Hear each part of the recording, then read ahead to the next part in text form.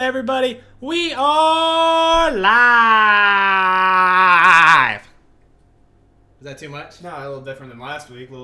I like You got to give it a little flair. The whatever it is, vibranio. What's the thing they use in the music terms? I don't know. Either way, lightsabers and arm bars. Right? Episode 2. I'm fucking pumped. Hey guys, quick thing. We got Scrap Chat, Reese's Pieces. We're gonna talk about comics. We got Wonder Woman going on. Top 10 trash talkers coming up. So definitely hang out for all that. And then we got what we're watching to end off.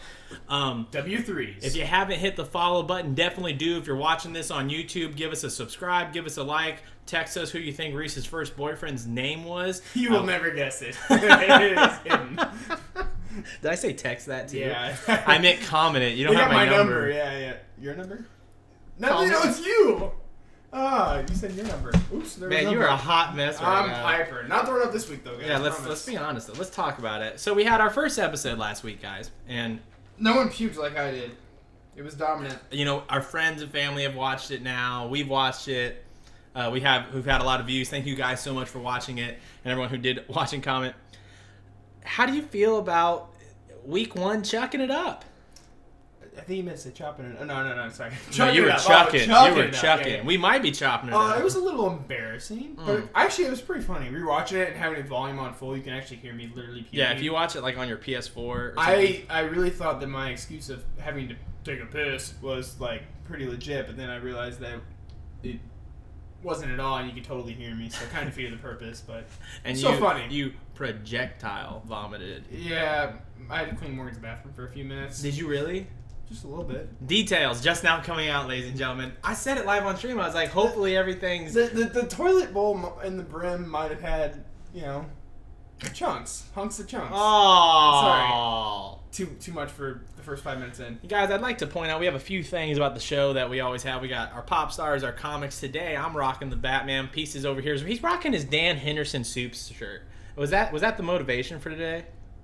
No, I just like the shirt. Just kidding. No, but Dan Hendo. Actually, that was my first UFC shirt I ever had.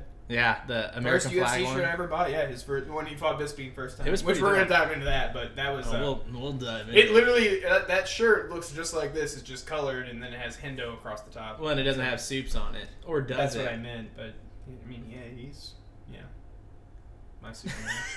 He's my Superman. Wow. All right, guys. So first thing we got coming up, we got Scrap Chat. You know, Reese, we were going to first talk about there's fights last night. John Dodson versus Lineker. Lineker won by a split decision. I know I didn't agree with the call, but honestly, the fights last night, a bit of a bore fest. I didn't even watch them. So there's that. I mean, I looked at the card and I didn't really see anything that was popping out. And then on my way over here this morning, I went to go look at the highlights, and I saw the main event, and it was kind of I don't want to say boring, but... Oh, it was boring. The highlights weren't really highlights. They were just kind of like, points of the fight that they put together in a highlight companion video. But I don't know. I was more focused on all the 205 talk this week. And then... Well, since we're here and it's Scrap Chat, why don't we first start about it? UFC 205 has finally been announced. We have... Full fight card released. Full fight card. Well, it's not 100% the full fight still card. adding. There's a fight or two to be added. They have a set of 12 fights for sure. They have the card. And... be honest, folks. This is probably the biggest fight card ever, and I know that gets talked to about a lot. Every time. I was gonna address that because every time they talk about biggest fight card ever, it's because we're just in that era. It's growing. Where it's the era where you are gonna have those significant moments and those crazy fights, because it can only get legalized in Madison Square Garden one time. You know what I mean? Like one time will it be? It wasn't legal, and now it is. So this premiere, it's in MSG. Think about it. Any performer in the world making it is performing at Madison Square Garden. That's their biggest moments. That's Michael's game. Kobe had his game. That's Michael Jackson. That's Kevin Hart's big thing. It's a big deal to go to. And then if you think about it this way too, Conor McGregor is probably the biggest star the UFC's ever had, maybe barring Ronda. Outside Ronda, yeah. Outside Ronda, yeah. So you have the top fighter ever, necessarily, not as in skill wise, as in view, top draw. Yes, top draw at the Mecca, Madison Square Garden. And he's trying to do history, something UFC's never done, where you've had both titles at the same time. It's the culmination, really, of a perfect moment. Perfect storm. Just that fight alone would make this maybe the biggest fight card. Well, go down some of the fights. Let's break down each fight. Let's start at first top billing. Obviously, we talked just now. No, we'll do. You want to do bottom? No, we'll go into Conor and Eddie, but that'll be the end. Let's start second. No, I'd say let's start here. Oh, return of Rashad Evans against Tim Kennedy. Well, and it's the return of Tim Kennedy. Tim Kennedy hasn't fought in 2 years. I mean, Rashad Evans sticks out more to me, but that's because I watch Ultimate Fighter. So. Well, and you're not as in the fight game these days, just because Tim Kennedy's a pretty prominent because he. Yeah, I think Rashad's bigger though. Probably just because he's had more. But I mean, Tim Kennedy, you got to remember he's active duty military right now. Is a U.S. Army Ranger. He's been on the Joe Rogan Experience a lot. He's been on the Fighter and Kid a lot. He's been doing the circuit. He just hasn't been fighting for 2 years because he's been active duty. And I mean, he's just in the MMA community. He's a really, really, really big deal. But like pop culture, he's not. But well, he actually has a hilarious story. You know, USADA. Yeah. The testing agency. They came to his. Well, what they do is they don't call before they come. Obviously. Right. Random. So they'll just come get you, and like if they say piss, you got to piss right there, and it's real like official. Just flop it out and let it Well, go. they went to do this at Tim Kennedy. Tim Kennedy's an active duty Army Ranger. He met the USADA guy right at his door, put a pistol right to his dome, and was like, "Who the fuck are you? What are you doing?" The guy's like, "I just want your piss." It sounds like you get arrested for that. Well, he's an Army Ranger. Go Rashad. And he's got. You're rooting for Rashad? Dude, just because I. Actually, you know what's funny is whenever he fought, who was he in the Ultimate Fighter? The other coach was Rampage, right? Yeah. Yeah. Actually, I hated Rashad. I was rooting for Rampage. And by the way, that was forever ago. No, I know. It's like years. But years? It was like 10. I'm excited to see Rashad back in the ring. I mean, he's a... Well, he was just in the ring about a year ago. Not even a year ago. Like 6 months ago. Yeah, but this is a new class for him, right? I think he was talking about dropping down a weight class. Is he going down to 185? Yeah, this is a weight class lower. He's not light heavy anymore. That is interesting, him at 185, because he usually fought at 205. There's an interview I watched, and he was talking about how he's reforming his career. He's restarting a new weight class, and he's trying to... Well, he faced Glover Teixeira. You remember who Anthony Johnson knocked out in like 2 seconds? Oh, yeah. He faced Glover Teixeira, and Glover Teixeira knocked out Rashad Evans in like 45 seconds. Mm-hmm. It was pretty brutal knockout. It was right on the chin. Honestly, for no other reason than I just know him better, I'm going to probably just root for Rashad. But yeah, all right. So we got that fight. Big fight. You know, for a 205, it's a big fight. I got Kennedy in that fight just because I'm going to root for Kennedy. Next fight, Frankie Edgar versus Jeremy Stephens. First thing I want to say is I think this fight is going to be interesting because... who the fuck is that guy? Sorry, I had to say that at some point in time. Because Frankie just... lost to Aldo, right? And he had this big peak. He got to the top of his mountain. He was the top of the class. As good as he was doing, as good as he could do, and then you lose. So it's always interesting to see how you come back. But he's a pro. Mark Henry's his coach, one of the best coaches. So I definitely see him having a big comeback fight. And Jeremy Stephens, though, he does hit hard. He is the hardest 145-pound hitting, the true hardest 145-pound hitting. He said that, but I don't know if that's true. But I mean, it's not a bad argument. I don't think you understand. He knocks people out and they don't move, whereas Conor just TKOs people and they get up. Okay, so what I'm Reese just kidding. I'm quoting him in the what Reese is press referring to. If funny. you did not get to catch it, which is what we're actually talking about now, Sorry, you can't make a joke about what we're going to talk about. That was my own original humor. Basically, what happened was Jeremy Stephens trying to get bigger cards, trying to get more money, just like any fighter should. Saw an opportunity at the UFC 205 press conference. They go, Conor, at this table, who'd be the hardest fight for you? And he jumped in. And he goes, right here. I'm the hardest hitting 1.45 pounder in the class. The true hardest hitting 1.45 pounder class. This leprechaun. And then Conor said, he was calling him like a fire crotch and shit. That was a separate interview. Yeah, I saw that. I was like, dude, let him get under your skin that easy. Like you don't bust out fire crotch if you're like happy. Right. Well.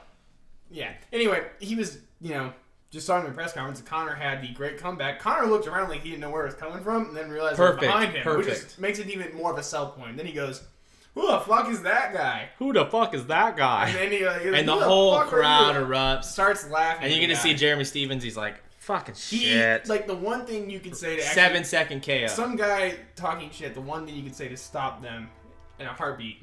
Conor did it efficiently, and it was funny. The way he sold it, looking around, where is it coming from? Because he didn't even make an insult. All he said was he asked a question. And I guess this is like supposedly the report.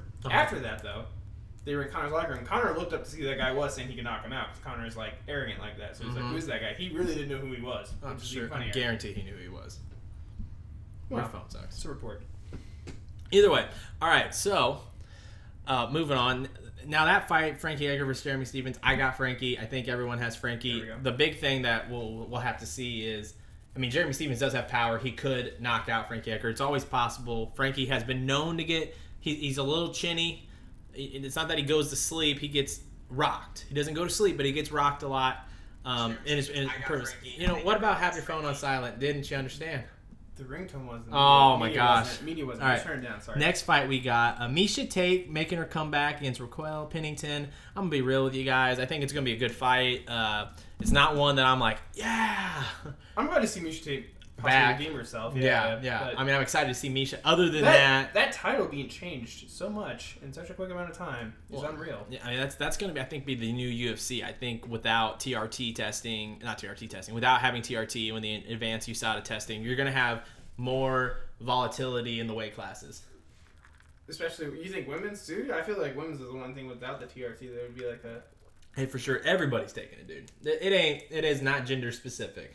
That's true, I guess. But I am glad to see her back. I hope she does well. I still want to see, Ronda's return eventually fighting Miesha if she does return. But I know she has that title shot offered to her right away, like whenever she wants. Ronda does, which is really weird. You know what? Get a little closer to the mic. Touch on this real quick.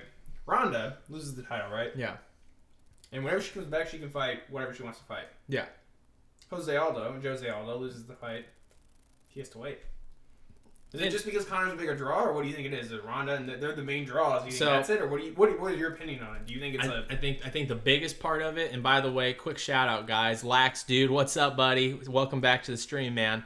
My opinion on it is this: I think that the biggest thing about Ronda is Ronda was bigger than even Connor was, in the fact that she was a movement. She had all the women behind her, all the the do nothing bitch movement that she had.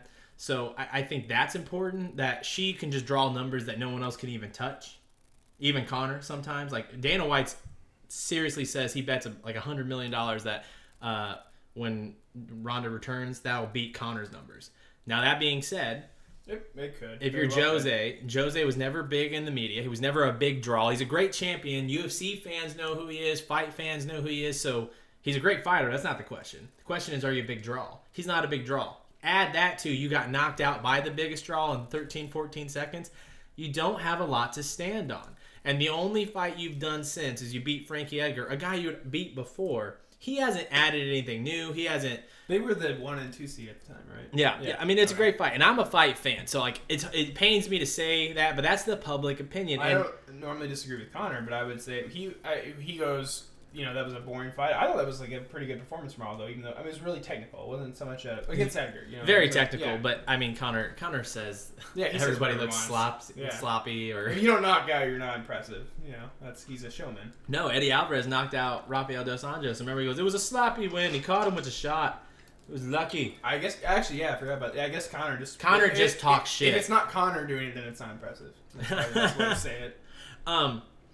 So I think the big thing about it is just that if you are a big enough draw, it's a private company that just got bought out. We'll see how they do it, but there's no fighters union or anything like that. This isn't the NBA or the NFL. It's all about making the most money.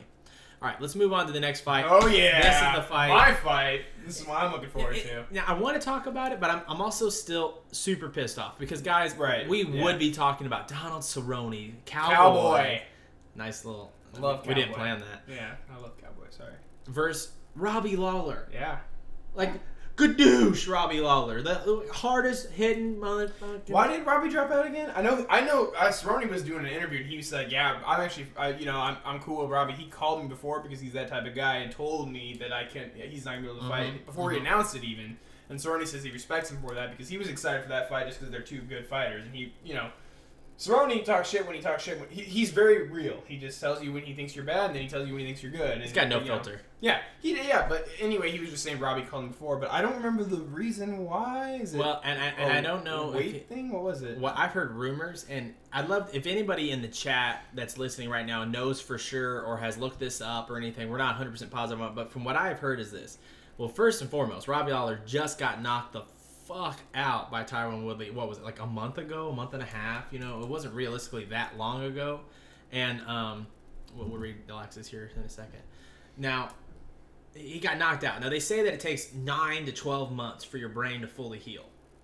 So he first and foremost is probably just like, I should probably take some time off. Right. For my brain. Concussions are a serious thing. Dude, they know it now more than ever, especially after the NFL had their things and all that. So. The other thing that I think about it is I've heard rumors of there might be a bigger fight looming, like maybe a Robbie versus GSP or a Robbie versus. So he was like, I can't take this because I got to take this. Rumors. Plus, if Robbie loses to Cerrone, he doesn't win anything. You know what I mean? It's a lose-lose. Right. But Robbie's a fighter. I don't want to think that. I think Robbie just said, I need to heal my brain. Need to take some time. Yeah. We'll run this back one time, dude. And now that you mentioned, I think that was the whole thing, was just that his doctors wouldn't clear him. I think that's what Cerrone said. And Cerrone says he gets that, but I love Donald Cerrone. He's my favorite fighter. I mean, outside just, the Conor fandom, if I had to pick a favorite fighter, I'd pick Cerrone. Yeah. Any day of the week. But we had a question from Lax Dude. Do you think Conor McGregor is the face of UFC? Currently, yeah, absolutely. Currently, this moment in time, 100%. I think 100%. Without, Ronda this is the thing. Conor's story is still being written. So if Conor wins 205, yeah, for sure, and he will be for a long time. If Conor loses, his thing is this: he is at the Mount Rushmore. He's at the very top. It's him or Ronda, right? Yeah. But it could definitely be him if he wins. If he's holding 2 belts. That's why I get really worried about with Conor is what's that announcement going to be? Because you hear that he's going to... Dana White says he has a completely out of left field announcement. And that's the thing, too. I don't think it's retirement because out of left field, that's not out of left field. That's like... But here's the thing, though. Morgan's referring to Dana White was in 2 separate interviews saying basically the same thing. He said that after 205, Conor has a major was the word, announcement to make. Mm-hmm. I'm not going to talk about it because it's regarding personal issues. That's what Dana said. That's what Dana said. So that makes me wonder, is it a retirement thing? Is it a whatever? Also, more importantly in that whole little spiel that Dana gave in those 2 interviews, he said no matter what, Conor is giving up 1 belt after the fight. So they're literally giving him a chance to do something no one's ever done, hold 2 belts at once. But did you hear what Conor said? But I know Conor. Yeah, I know. I'm just saying what Dana said. He has to give up 1. Conor runs the UFC. Yes, Conor does. Conor wins. Conor's got 2 belts unless he decides to give 1 up. Yes. According to Dana, that's not the case. He has to give 1 up. But all right. So Donald Cerrone. We haven't said anything about Kelvin Gastelum. Kelvin Gastelum. Uriah Hall, when Uriah Hall did that spinning back kick, major knockout down the fighter. Kelvin beat him in the finale. Kelvin's a scrappy, badass dude. If you saw them square up, Cerrone and him are like the same guy. They're just go-getters. They're gonna fight. They were respectful. Did you see that? They're shaking hands, hugging, high five, like, hey, we're here to make some money. Let's have a good fight. No, they were the only ones who didn't go and stare off. And actually, well, we'll get to this fight later, but even the girls who I thought were really respectful talking to each other, they went like hardcore face up. But Cerrone and him shook hands. They're like, hey, let's go. I'm ready to go. Mm-hmm. I still think Cerrone. What that displayed to me is Cerrone he's a little disappointed it's not Robbie. I think he thought that fight was way more. Well, think about it too. He takes a major pay cut. Oh yeah, because that's 2 huge names. I mean, not that, just signed a new contract. Kelvin's not, but it's in that fight, I got Cerrone at 185. Cerrone has looked untouchable. He's looked ridiculous. I'm picking Cerrone at 185. He doesn't have to make that cut. Is it 185 or is it 170? He's at welter. Sorry, it's 170. He's at welter. Yeah, he was fighting at 155. Yeah, he was fighting at 155. But at 170, he looks healthy. Well, he looks jacked now too. He looks thick. On the Joe Rogan podcast, he's talking how 70 is that's a good cut. That's a decent cut for him. He doesn't hate his life and all that, and he feels more comfortable. And then he gives his normal Cerrone feedback where before they said I look great 155, I couldn't do 170. Now they say I look great 170. Don't go back to 155. Either way, it's the fight I'm looking forward to the most. Let's get through a couple outside of these. Conor. So next, Weidman, Yoel Romero is the fight, man. So the middleweight division has this really cool kind of like 4-man tournament type feel. There's Luke Rockhold, Chris Weidman, Yoel Romero, Jacare Souza. They all fought the same night. You watched them. Jacare and Romero fight. He hit him with that spinning back fist, but then the jiu-jitsu was crazy from Souza. So those 2 fought. Now, Rockhold's going to fight Jacare. He's going to fight Yoel, and I think the winner of that is going to fight the winner of the other one or fight for the belt, depending if Michael Bisping retires. Because if Michael Bisping retires, Dan Henderson is for sure retiring. So yeah, he already announced that. I think that's kind of like to be like the 4-man tournament to see who gets to win. I think Weidman. I got Weidman.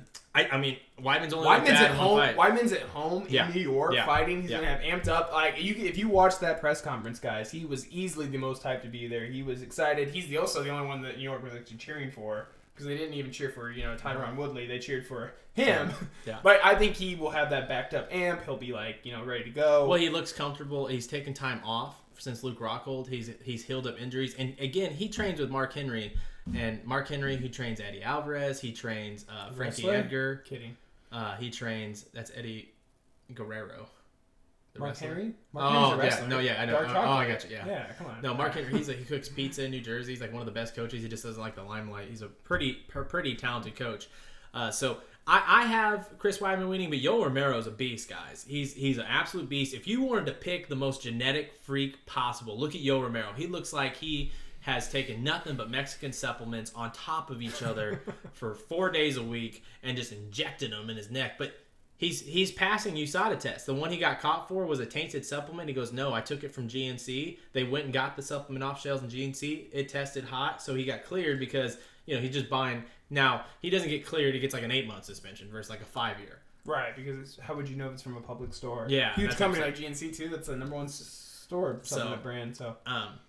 So I don't know, that fight can go anywhere. A quick question we had from Lax Dude was, if Conor retires, who do you think would take his place as the face of the UFC? I think right now that is what I think is happening is what they're trying to do with the UFC is they're trying to take away the whole factor of the face. They're trying to get it to where they have multiple great fighters at every weight division so that you get excited for that weight class. So, for example, middleweight right now, there isn't a clear-cut guy everybody loves, but everyone thinks that division is tight. So they get excited to watch middleweight fights because it's the middleweight, because there's so many competitive guys there. I think that's the direction the UFC's heading. As far as the star, Ronda's kind of on the shoe out. If Conor were to retire, which would be, I still think, guys, is way too early. Could happen, though. Could happen. I just, maybe the fan in me doesn't want it to happen. As the face, I think a guy like Stipe Miocic, guy from Cleveland, guy who did you see that big Cleveland? He's like, OH, and everyone's screaming Ohio with him after he knocks out Alistair Overeem, and he wants to fight John Jones. I was on an uprise with the Cavs winning. I think a Stipe Miocic is a guy they could really get behind. Cody Garbrandt, the guy who dated Paige Van Zandt. He's got those tattoos. He's going to fight Dominic Cruz for the title, probably. I think they announced that. I'm not positive, though. I think he could be the face of the UFC. And don't forget, like, Paige Van Zandt. She Dancing with the Stars, like that. She wins the title. I could definitely see her being the face. Who do you think the face would be? So first off, if Conor retires and Ronda does fight again either this year or early next year, without a doubt, Ronda is still the face. She's still the face up now for contention. I mean, just because she hasn't fought in a year almost, that's she's why all Conor, over in commercials. that's why Conor's the face. But she is. Don't make a mistake. She is still the face. If she comes back and fights, she is still the face. Yeah, 100%. yeah. If she does not come back soon, I know she's supposed to come back at 207. Yeah, 6. December 6th. It's either 7's January. I've heard February. 206 and I've heard 207. Yeah. We don't know when she's coming back. I mean, I hope she does. That's Yeah. I'm gonna butcher the last name because I always do. You can say it pretty well, but I think Jonah Jurczyk or Joanna Jędrzejczyk. Joanna. Her name. Basically, I know her as the little badass. We can go to her. Let's move That's on. That's the next one. Yeah, let's I'm move just right saying, in that. She's doing Ronda stuff, but she's just in she's in a smaller weight class. But she's won a lot of fights. Had some good competitors. I feel like, and I don't know. I think she could be. My thing. I think you're nailing it. I think she's a badass fighter. I think she totally could do it. I just don't know if she's marketable. I don't know because she can't speak. She speaks kind of broken English. She has broken English. What do you think about that? I mean, she has broken English, but I just still think her fighting ability, and all the fights she's winning, that's what do people like? People like, unblemished, undefeated. They like, they like those. GSP was yes, the highest, was one of the highest grossing. They like those. At all. Another person I think, that could do.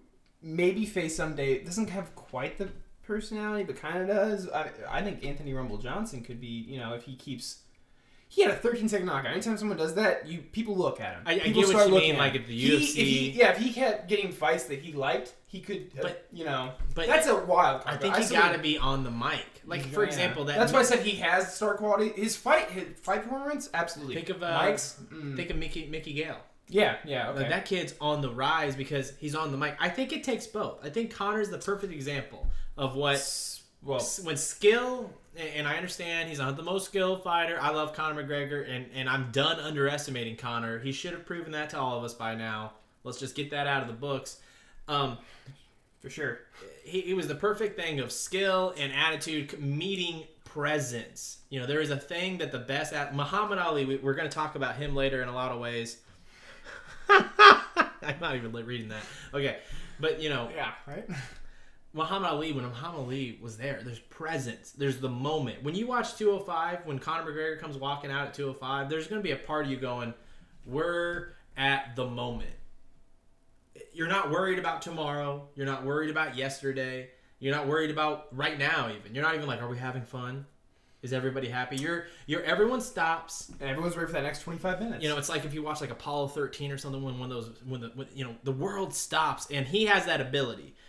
I don't see any other fighters other than Ronda right now that have that ability. I see a lot of upcoming fighters, but I think the UFC realizes we can't just produce those. Fighting has this weird thing because people lose too quickly. Even before Conor, I mean, you had Silva, but he was the one to pick. But it's not that name. But he was just so good. My thing is the face doesn't mean they're the best pound for pound fighter. I want to make that clear because Brock Lesnar can come leave the wrestling. He was the face of 20 or 200. He came in 2 weeks, whatever, said he was fighting, and that was like Brock Lesnar's fighting. That's just a name. It's more of a name thing. I think the face means name. I don't think that means best pound for pound fighter because obviously that means like, you know, you would look at someone like Jose Aldo, 10 years holding the championship belt. He would have been the face for 10 years. Yeah. That you can't compare him. That's just winning terminology. I guess. Just winning doesn't guarantee you views. It doesn't guarantee you fans. Yeah, it's just that simple. It's how you sell yourself. Which Conor is the best at it. I mean, Ronda is really, really good. Do nothing, bitch, and all that. She's right there. Like I said, if she comes back, without no doubt, she is. It's literally her and Conor to me. I can't pick one. The only reason I give Conor the edge is Conor's current right now. He's fighting. Lax, we're talking about 205. We're going to dive into 204 right after this. But the 204 would be a different competition. We moving up the card. We got two left. So we got Joanna Jędrzejczyk versus other chick. They're both from Poland. Both Polish. They were who I was referring to when they were hugging. I would say I always pick Joanna until Joanna loses. And it's not to be dumb. It's the thing. I just think she's learning how to be the next best fighter, and we're going to figure that out. But this other chick was fantastic in her win, and they both come from the same area, same background. So, you know, I wouldn't be surprised if this is one of those chicks that's a silent killer on her face. She was smiling the whole time. Very pretty girl. Very pretty girl. Just fine. They're both they were talking about Polish in New York and being Polish established. So they seemed like they had a friendship when they were talking. Then they did the face off, and you know.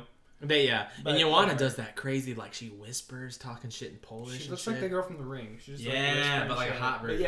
But yeah. Like a porn parody. And of The would Ring. whoop your ass, not kill you. Yeah. If you're into that, which I am. What? Next fight, you want to hit that one? Yeah, quick one. Stephen Thompson for Tyron Woodley. I don't want to take this quickly. We're gonna really dive into both Conor and Eddie and Tyron Woodley and Wonder Boy and Romero and Weidman the week before the fight, like we're gonna do for 204 here in a second. But my thoughts on it. Stephen Wonderboy Thompson getting a lot of love because he trains with Chris Weidman. He trains regularly with Chris Weidman, big hometown boy. So he's getting that hometown love. You know, they're going, Wonder Boy. Which Tyron Woodley's from New York, though. And he was really pissed he was getting booed. Yeah. Is he from New York? Yeah, because he goes, I'm getting booed, I guess. Well, he is from New York. Well, he got... Originally. I think he grew up in... Or he from New York, but then he moved to Georgia. Could be. I have no clue on that. He's a New York boy. I'm not questioning it. The thing is... Woodley did not like getting booed, so the thing to find out is, does he respond to that adversity with like positivity, like he's going to come mess somebody up, and I think he's getting rattled. I think he goes, I just knocked out the champ. I'm the baddest motherfucker on the planet. Robbie Lawler, think about who he knocked out. Robbie Lawler, first round, slept him in the corner. He woke up days later. You know what I mean? Yeah. And I think he's really upset, and I think that's not going to help him against a guy like Wonder Boy. Do you remember the Chuck Norris League? Yeah. He went 49-0 in it. Yeah. And was knocking dudes out. He is a legit striker. I have Wonder Boy in that fight. He's well spoken. I don't know. I feel like Now, you don't know. At the end of that fight, I feel like no matter what, people will be cheering. That's something I feel like. Yeah. So, you know what? Even if they were booing him at that press conference, It'll be a good fight. if Tyron Woodley wins, they're gonna support their New York boy. This is the first time they're in New York. This is a big deal. Big New York deal. is the biggest city in Big fight town. Our Big USA, fight yeah. town. They Our are USA. our USA. It is. It'll be a big deal. I'm looking forward to that one. I think that one's gonna be a surprise fight. Quick dive in on the championship. Who do you have? I got Wonder Boy in that. Wonder Boy in that. I actually also agree with you. I was looking up both of them. That's just me. Now Conor versus Eddie. Now Eddie, you probably don't know that much about Eddie yet. No, I looked up a lot of that stuff. Eddie's supposed to hit like a heavyweight. Eddie's a badass. Has a chin though. He gets knocked. He gets caught. I mean, that's a huge thing they say. But everybody gets caught, man. Everybody. He has key moments where he gets caught. His moments look the worst. Ever since they knocked out the whole steroid problem, and they haven't knocked it out. Ever since they've put a dent in deleting it, yeah. It's one of those things that everybody gets cracked. I think the big question will be this. This is all it's going to come down to. I don't care how much we talk about it. All we say, it's going to come down to, can Eddie drag Conor down and maul him for a couple rounds into where Conor gives up? He's tired or he's gassed or whatever, because Conor's style requires a lot of exertion. Much like Diaz won. Or does Conor just catch him? It's that simple. Clear, plain simple. Does Conor catch him with his precision and his power? Because if Eddie catches on Conor, it's over. I'm talking a big catch, because he hits like a freight train. But he's slower. He's a little more herky-jerky. Now, that's not a bad thing. He's a fighter. He's from the streets of Philly. He's a Rocky guy. He's Hart. Right. He's all that. So it's all going to be about who just wins. Now, Haram Babes, what up, dude? A big fan of the stream here. He comes in. He's talking about how Eddie has more wins. I don't know in fighting how much that matters. Here's my case in point. I think there comes a point where you've taken so much damage, and he did something crazy. He did something like 130 rounds of sparring for his last championship fight. And he's just dinging that clock. And they say that you only have so many dings. I wonder, I don't know if having more wins helps in the sport unless you're not taking damage. Well, when you say he has more wins, he's also had more fights, obviously. So it's kind of like a lot of it was Bellator too. And you can cross over sports even and look at that way. I mean, Kareem Abdul-Jabbar is the best. He has the most points of all time, right? Is he a better player than Michael Jordan? Probably not. This guy, Jeremy Fox, he was at the podcast on the Fight Companion. He's freaking hilarious, dude. Hey, what up, Jeremy? What's up, dude? Welcome back to the stream, bud. And my point was that just because he has more fights doesn't necessarily mean he's better. I mean, technically, you could have a guy who's older and he's been, the UFC way longer. Mm-hmm. He's gonna have more fights and wins versus a new up and comer who's the rise, which is exactly what Conor is. Conor's what, 28 years old, 29, something like that. He's young. So yeah, he has more fights, but does that mean he's gonna knock Conor out? No, I think that's an age and that's how long your career is. It doesn't mean necessarily you're better, but that's my opinion. I think Conor. I think Eddie is keeping up with the shit talking kind of, but I think Conor's gonna win. Man, both belts. Here's what I want to know, because go ahead. We got a few things to get to in Scrap Chat. We're gonna touch on real quick UFC 204. Just what is your main event? Michael Bisping versus Dan Henderson. How do you see it playing out? What do you think? Why? I'm also going to go live on Wednesday and do a quick breakdown, a little 8-minute breakdown about what my fight predictions are. And but just give me, what do you think is going to happen? UFC 204? Yeah. All right. Well, because there's a couple of good fights on there, but everyone's looking at the one. This isn't 205. The 204 is headlined by one event only, and that is Dan Henderson versus Michael Bisping. For me, Jeremy's also from Philly. I think. Jeremy, where were you from again? Was it Philly? Also consider the Conor. He's saying sucks. Conor sucks. Eddie's awesome. But I'm pretty sure he's from Philly or from around that area.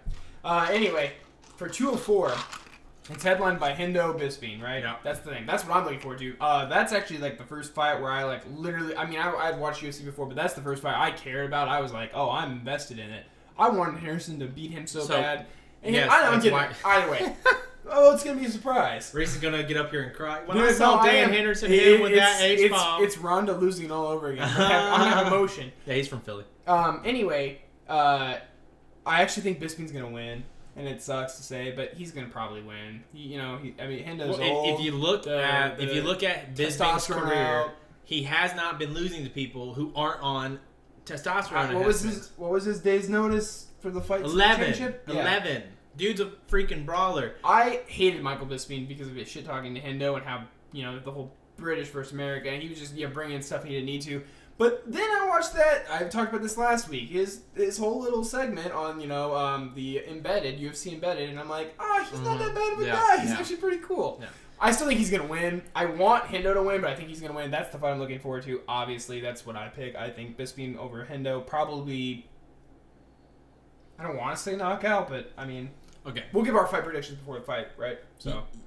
We'll be on the fight, and also I'm going Wednesday. I'm just going to do a quick little blurb and put it on YouTube, and if you're in town, you can definitely do that. Here's the thing. So I looked up Firas Zahabi. That is, Firas Zahabi is George St. Pierre's coach. He's worked with Wonderboy Thompson. I mean, if you know the sport, you know who that is, Firas Zahabi.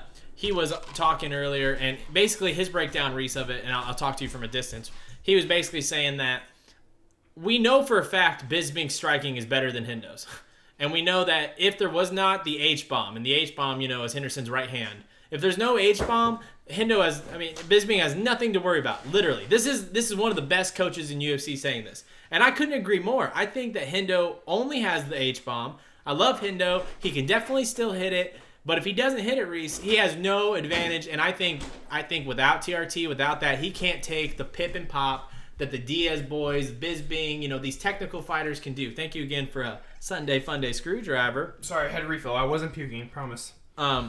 Yes, and I know he's been knocked out by Henderson, but he was knocked out by Henderson while Henderson was juiced to TRT. He had an exemption from the UFC, so he was allowed to take steroid cream. Not steroid cream. It was testosterone cream. So it's literally jacking up his testosterone. He can't have that anymore. He's in his mid to late 40s in that ballpark. There comes a time where you just don't win anymore, and I think it's going to happen. Now, here's the thing. I could be wrong, and that's why we're all going to tune in for it. That's my quick take on it. Did you watch the press conference for it, though? Yes. So, in that, Bisping was talking about how Henderson used the testosterone and all that, and, Bisping even alluded to that. I'm well aware that, Haram Babes, that Bisping's been knocked out. That was my favorite knockout of all time, which... people kind of did. It is the perfect... It is the logo of Dan Henderson's company. Yeah, it is the perfect punch to me, and I was so hyped when he did that. Even more than... And I love Conor more than I love Hendo, but that was the hit to me. That was my favorite knockout. I understand he's done that, but even Bisping said, Bisping gives respect when it's due. He goes, he got me with a shot, but you're at an age now where you can't do it and you don't have testosterone to help you anymore. I do think Bisping's going to win, just to rebuttal what you were saying, but we're going to dive into that.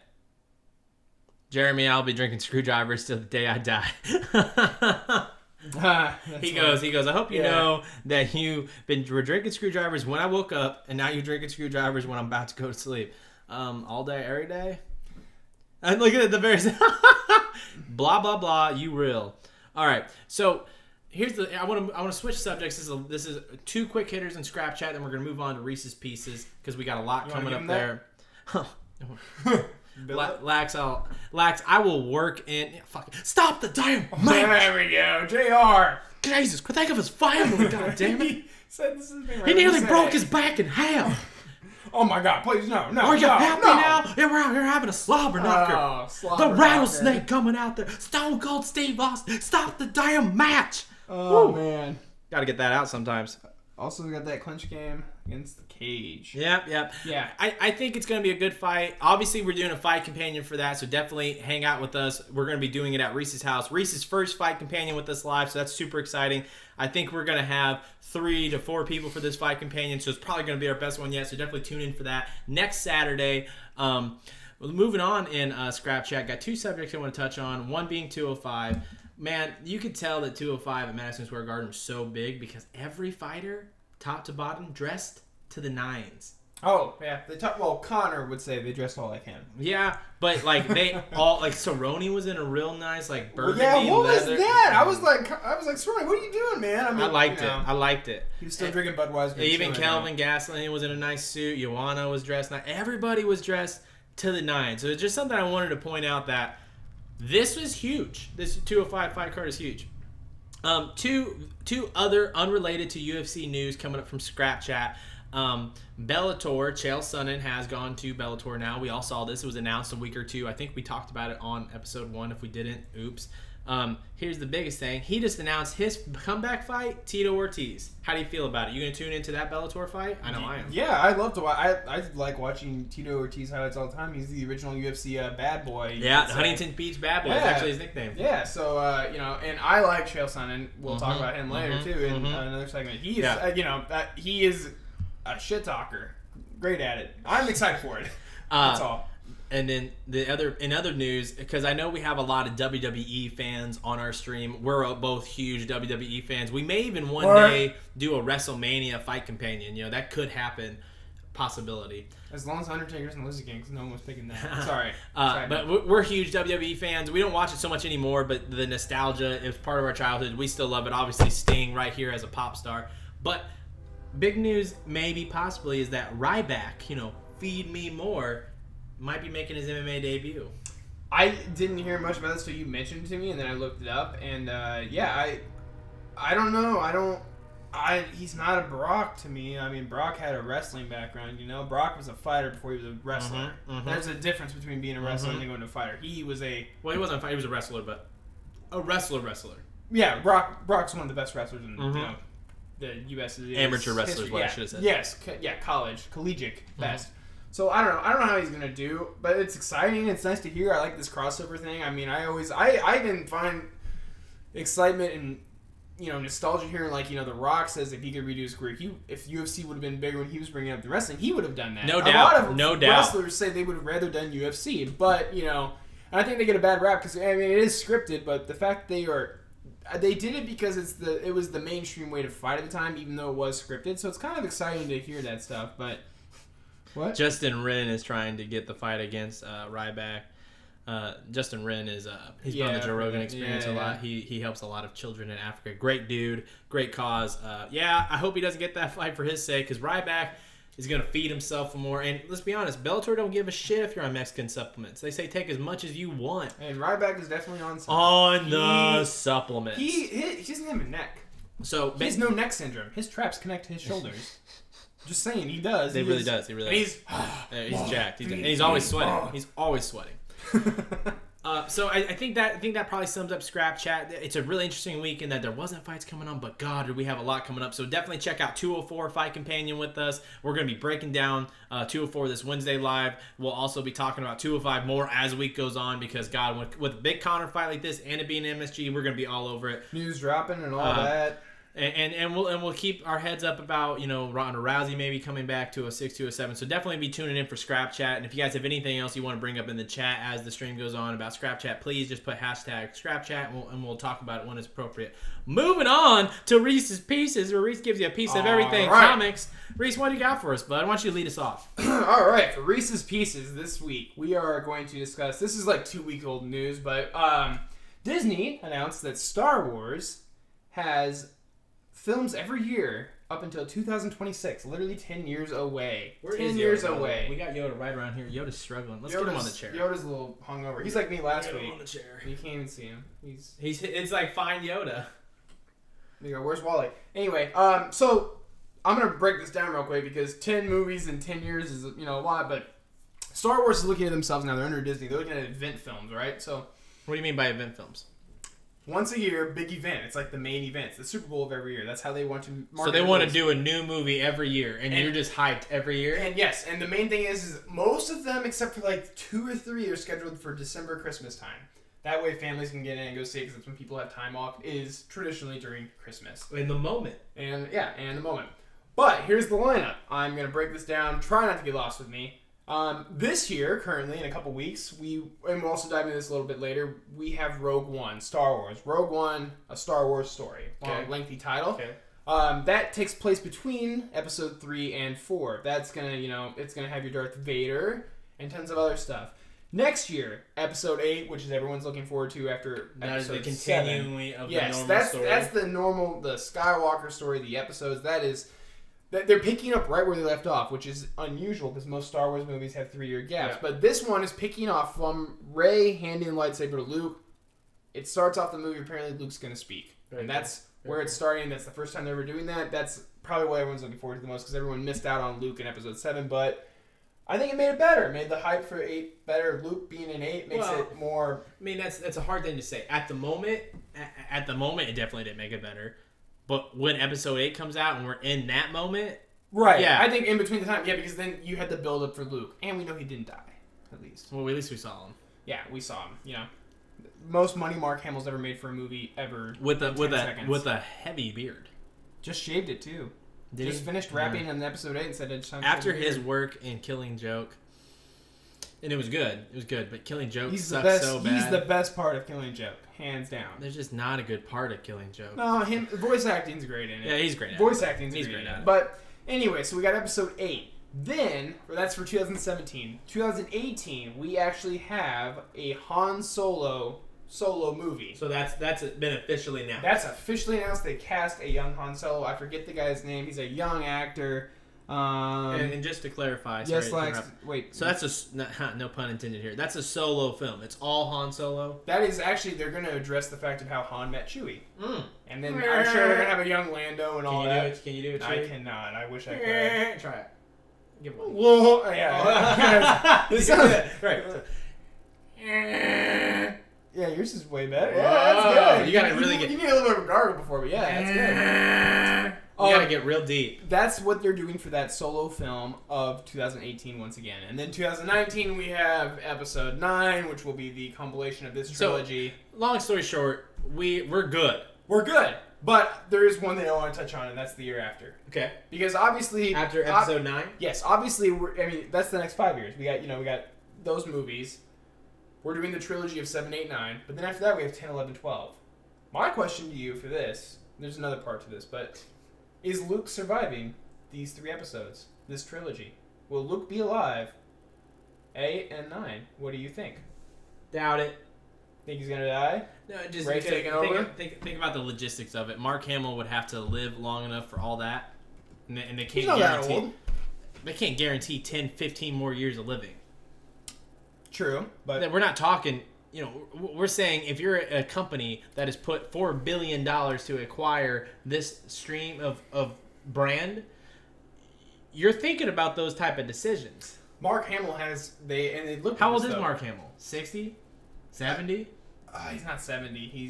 He is 60, I believe. He's in very good health though because he is such an active guy.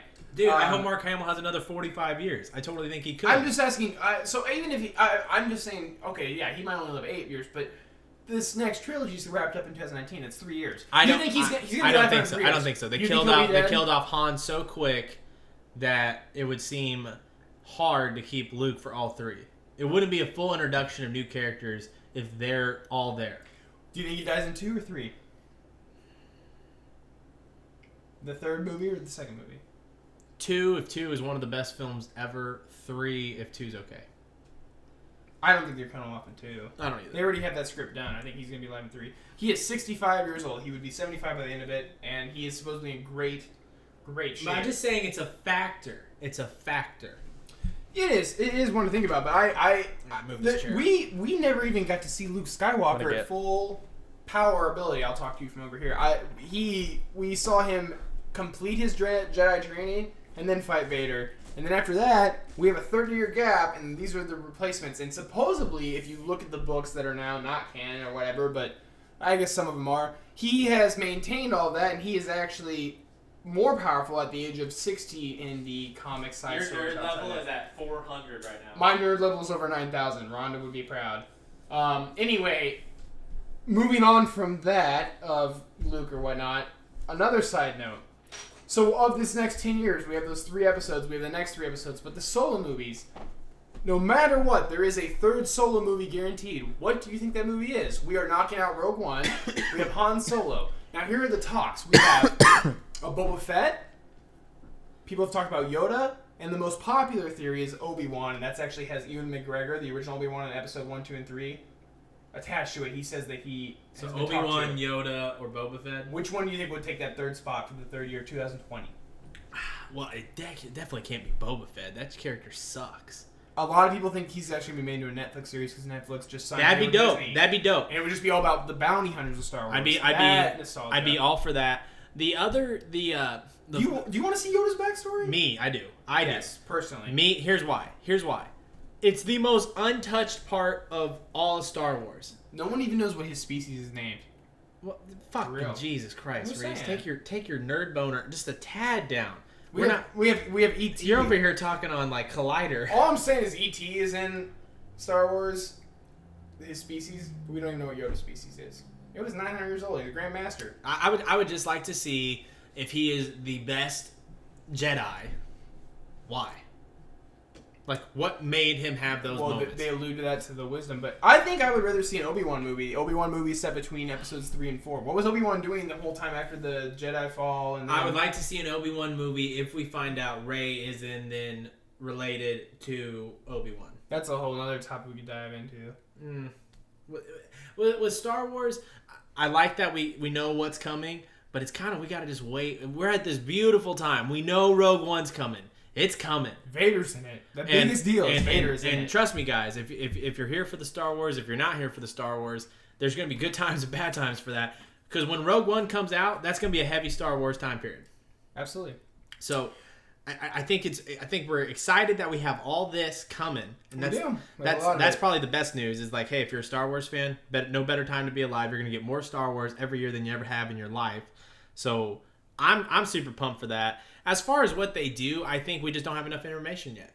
We've only seen one of this. Once we have Rogue One, we'll get a much better feel for not that universe. It's a different time period. The Disney era. Yes. We have Episode 7, which was an homage to 4. What is Jeremy saying? I don't give a shit about Yoda. Green Jeremy Fox, I like you. You're probably funny. Sneaked a finger in Luke's love hole doing that. It's kind of true though. When they are in the pond, he's on his back and stuff. It's there's some homo-ness to it. Jeremy, I wish you would have said that in a Yoda phrase, backwards then forwards. That would have been funnier. Like it's like a that'd be hard to do. Homoerotic moment. This is my finger in your love hole. Chewy it.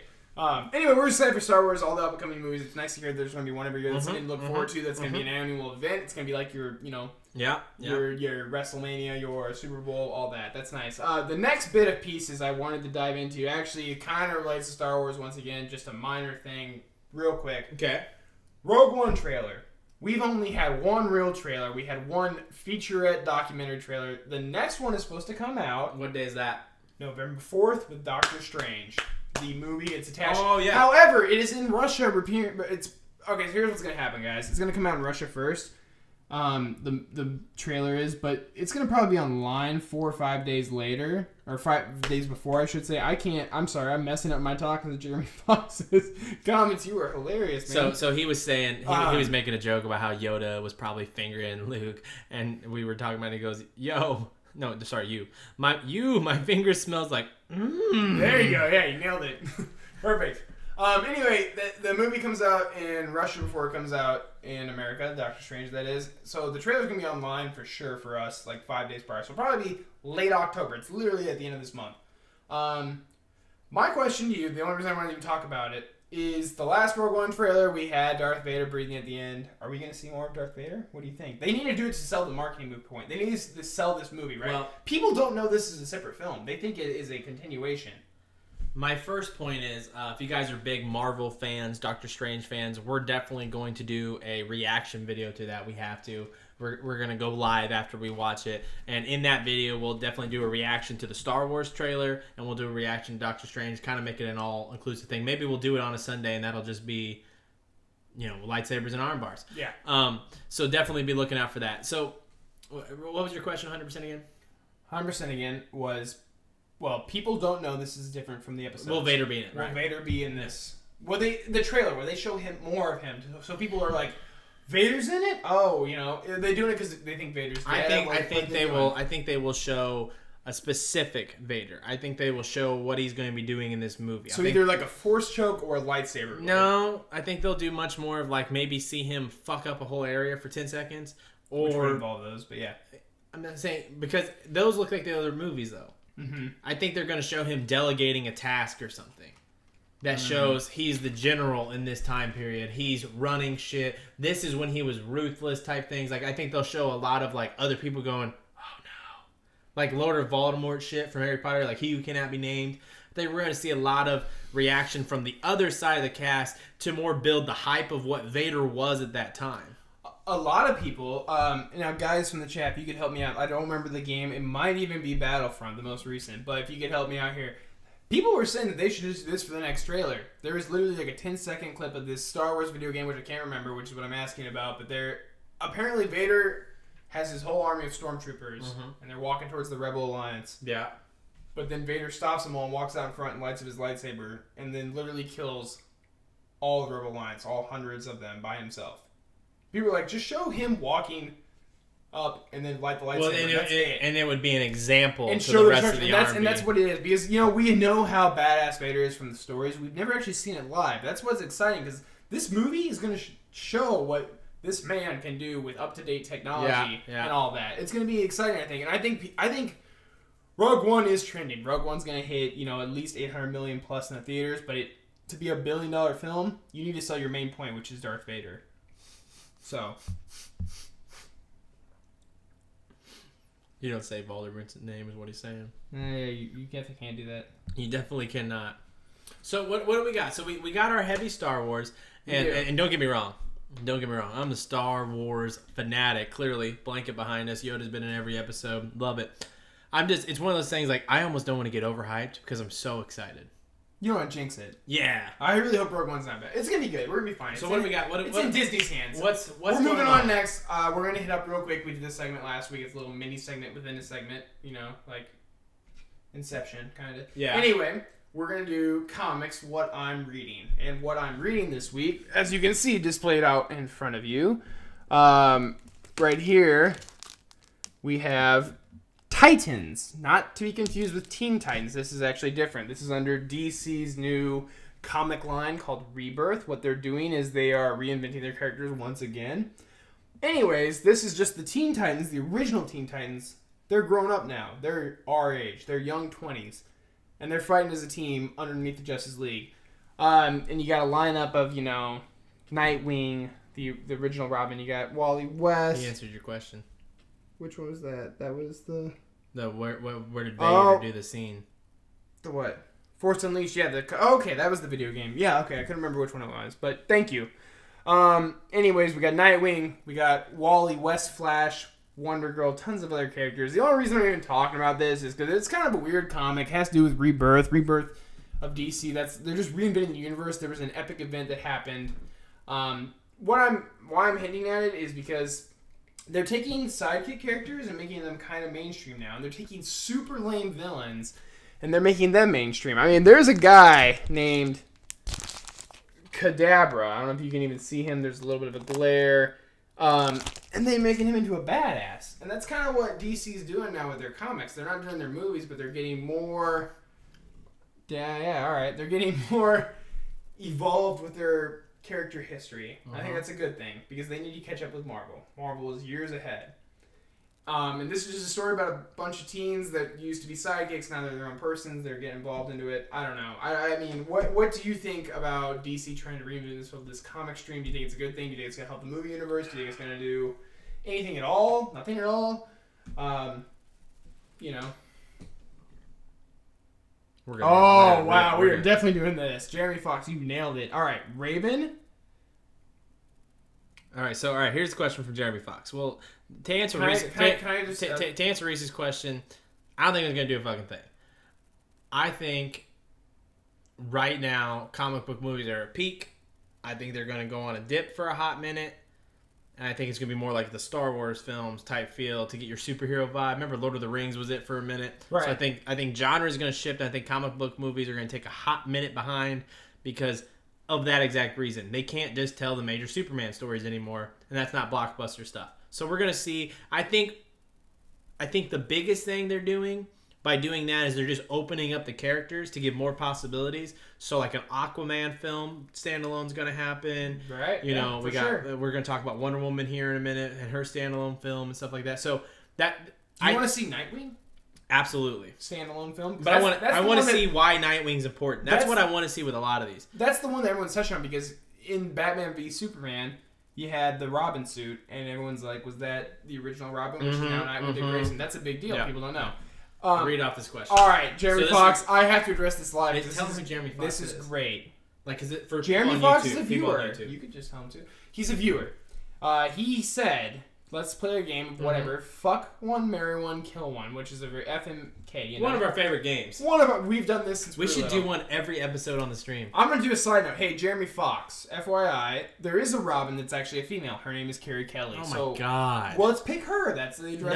No, we're you picking... You want to make it Robin? He asked the question. We're doing his question. Fine. Raven, who is... Raven's the goth, emo chick, daughter of the devil. Who's basically. Starfire again? Starfire is a very, very, very attractive alien from another planet that doesn't wear any clothes in the comics. She actually got banned for rated R.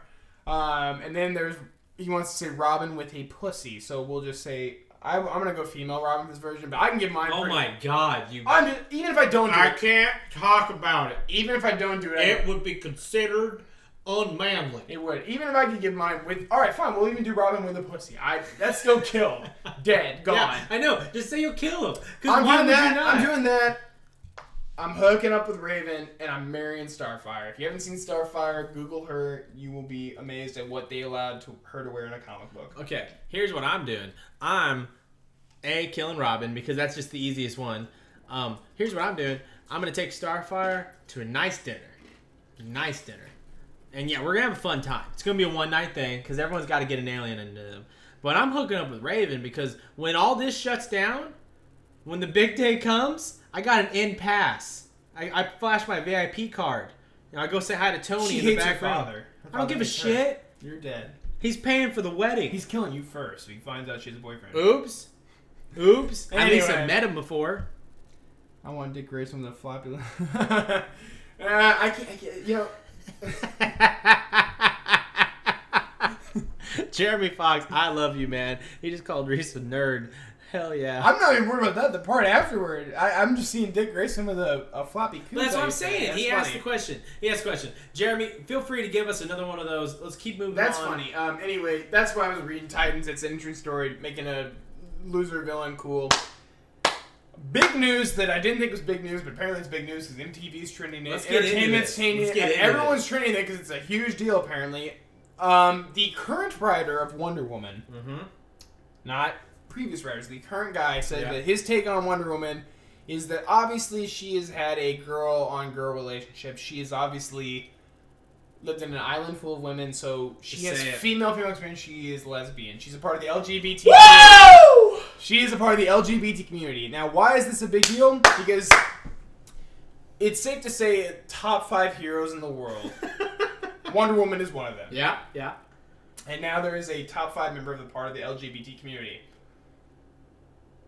My question to you is, do you think this makes sense? Is this cool? Do you like it? Yay, nay? What? What's there to not like about it? Like, literally, what part of you during this goes, yeah, I can't see a storyline that would be cool off this, you know?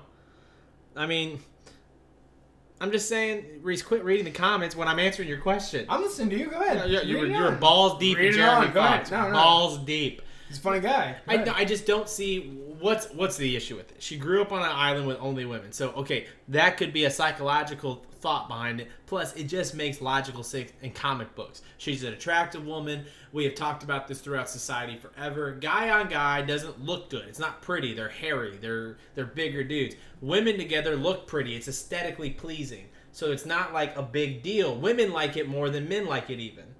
You know, a woman would much rather watch another woman kiss a woman than watch 2 men kiss each other, aesthetically pleasing wise. You know, a guy with a beard, you know what I'm saying? It just doesn't work as well. But if you have Olivia fucking Wilde and Megan Fox going at it, no one's going to go, that looks like a bad day. One's a train wreck, the other one's a silhouette ballerina. Right, absolutely. But so I just don't think it's a big deal. I think it's going to add more storylines. I think with the added female characters that have been in Justice League now and all that stuff, and especially with like Iron Man casting a female Iron Man version, they're trying to get more proactive women, more in the other communities. I think it just only opens up more veins, more portals, more fans to come to it, and anything, it just helps us give us more fresh storylines, which, let's be honest, as comic fans, all you want is a cool storyline. There might be a villain that's a lesbian in one way that was an ex-girlfriend, and oh god. I actually should clarify. She's not lesbian. They just said she was bisexual because the whole thing is she grew up on an all-woman, island, and then she meets a guy, and then that's who she falls in love with, which is Steve Trevor, which we'll see in the movie. Oh wow. Anyway, I think that it's good. I think it makes sense. Like logically, it makes sense. You go up an island full of women. Whatever, and then when she meets the first man, which is Wonder Woman's whole origin story, that's when she's like, oh, I wanted to go meet the rest of, I want to go find out what the world is. There's men? I don't know what that is. That makes sense. Mm-hmm.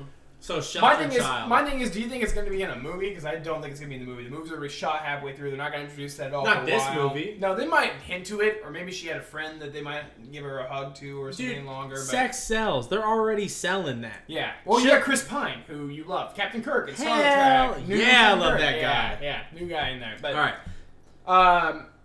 You good on that topic? You want to move on? It's not that I'm good. I like the topic. It's just I just don't. I think we're both in agreement in the fact that what are we hurting by adding that? No, not at all. I think we both agree with it. There are people who are upset with it and outraged by it, but I don't think it's a big deal. I think it's something that's good for the community. So I don't know. Jeremy, if Batman did guzzle cum, which is what he said in the chat, guys, he wants Batman guzzling cum. To be fair, I don't know. It's not the blowjob you deserve. I'm not the blowjob they want. The blowjob they need. Well, you can't do that.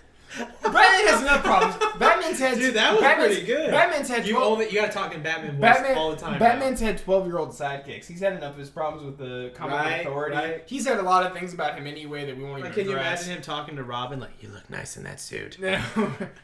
I like red, yellow, and green. That's why you wear that voice. No, we won't even get into that. That's not gonna happen. It puts lotions on the skin. Okay, we're in Buffalo Bill. All right. All right. We're gonna move on to the next topic. Last topic. Yeah, let's go into the last topic of pieces. Well, no, we got two. I'm sorry. I rephrase. We're gonna do top 10, and then we will do what we're watching. Real quick though, I'm gonna get a drink. So you want to move into top 10 here in a minute? Yeah, let's do top 10 in a minute. I'm gonna get a drink real quick. Yeah, you go get a drink. All right. We've been drinking screwdrivers. Screwdriver. I think a big question. We've been talking about this all week. What we do is we text each other throughout the week. Topics about the show and what are we gonna drink and stuff like that. We were thinking about this. What's a really good Sunday fun day drink? We've been doing screwdrivers, and let me tell you, they're going down good. I'm not worried really about it, Reese. I know you're not. What's another good option? What do you think? I think either Bellini's. A Bellini, which I said sounds like a 16-year-old with a eating disorder, but a Bellini is a peach and what? What? It's peach and what? Peach juice and champagne. Peach juice and champagne. You're not even gonna get drunk off that. Well, or we could do that, or we could do oh my god, what's the one? Mimosa. A mimosa. I could do a mimosa, but I'd just rather do a screwdriver. That's champagne. Jeremy Fox. Juice. There's going to be a Craigslist movie with Batman that doesn't end well. The Dark Knight of the Dark Knight. That's good.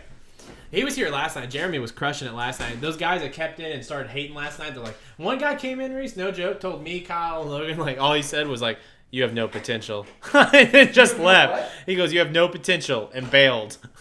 Just hits you right where it hurts. Just shut down. You're real like, quick. Mom? Thank you, sir. Super quick. Reese actually has to pee this time. Pee. I can talk the whole time if I need to. Oh, Jeremy Fox says he's 19 and can only drink because he's military, but he doesn't give a fuck as long as he's turned. What was that? Jeremy says he's 19 only, so he only gets to drink because he's military, but he doesn't give a shit because as long as he doesn't care what he drinks as long as he's turned. I respect that. You had me say that again for you to just say I respect that? Well, I'm just saying that's I had to smack you in the face right meow. Alright. Oh my god, Reese. This kid, I swear, he's pissing a gallon out right now. Alright, I'm good. You didn't even flush. Drain the main vein. I don't want to destroy the cameras. It's a nice surprise for you there. All right. Cool. All right, what are we moving on to? We're moving on to the top 10 last right. bit of Reese's Pieces. Here we go. All right, so what we had this week, because Conor McGregor did so well at the UFC 205 press conference, He was the inspiration. we had me and Reese thinking, dude, who do you think are the best trash talkers of all time? And let me clarify trash talkers. And also, these are our lists. This isn't top 10. Like, there's no stats behind this. It's just, what do you think? Your favorite, your flavor. Trash talk in this sense, we're talking can hold a promo, work the mic, work a press conference, promote an event, talk shit one-on-one. So it's going to be a lot of fighters, boxers, wrestlers. There are some pro basketball players, there's some athletes here and there. But the reason we didn't go with a lot of them is like Larry Bird, for example. He talked a lot of shit on court, but he was never on the mic just like, yeah, the Lakers suck dick, Magic got AIDS. You know what I mean? To specify more, we are including wrestlers because ESPN just included wrestling as a sport now. So we figured that's a nice way to incorporate it in. But we are doing just a top 10. We are like Larry Bird would obviously probably be top 1. There's so many. We're not including people who have stories about them saying things on the court. We're doing things that are actual footage. So like people who actually are on a mic with a camera on them. We're not doing tweets. We're not doing all that stuff because there are some other players that I will mention why are not my list. But these are just our top 10. We preface. We are Who doing goes this. first. You can go first with your 10. I simply just go back and forth. 10-10. Oh, you mean go 10, Yeah, tell why? yeah. All right. You go your all 10, right. I'll tell mine. So my outlier, I have one outlier. You want to do honorable mention first. Go ahead. We'll my, do honorable mentions. my honorable mention is Brock Lesnar. The reason my honorable mention is Brock Lesnar is he never did a lot of shit talking on the mic, but he was a big draw to cards. He flipped off Frank Mir after he beat him. You know, he's had a lot of moments in the ring. I'm gonna go lay on my wife. You know, he's in my honorable mention too, actually, and his whole line saying Bud Light wouldn't sponsor me. I'm gonna go home and fuck my wife, and that's the end of the night. That gets him our honorable mention. You got another one? No. I'm going down my 10. I'm gonna do my honorable mentions first, then. No one cares. They do. They all care. Outside of Lesnar, my honorable mentions. I have Charles Barkley as one. Reason being, Charles Barkley is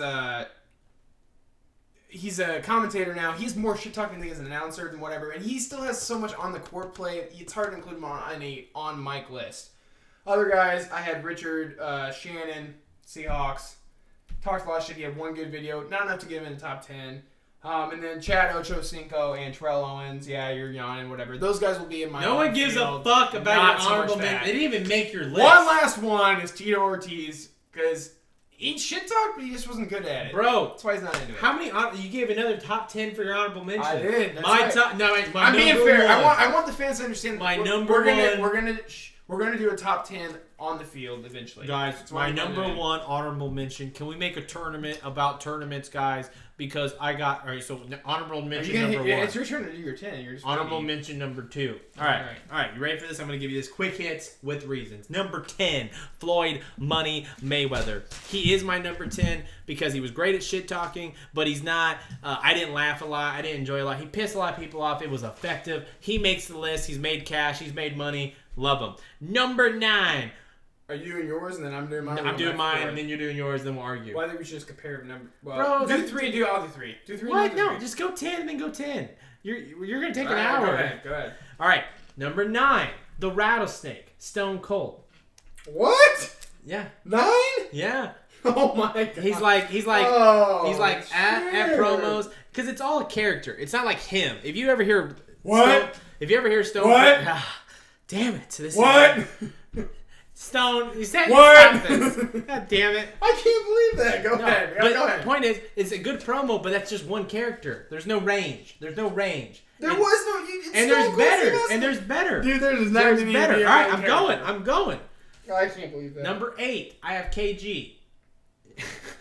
Because you're going to be so angry about the Stone Cold part. All right, I have KG. My reason for having KG is he is the only one I know that literally on the mic, off the mic, on the court, is a straight ruthless person. I've only heard KG.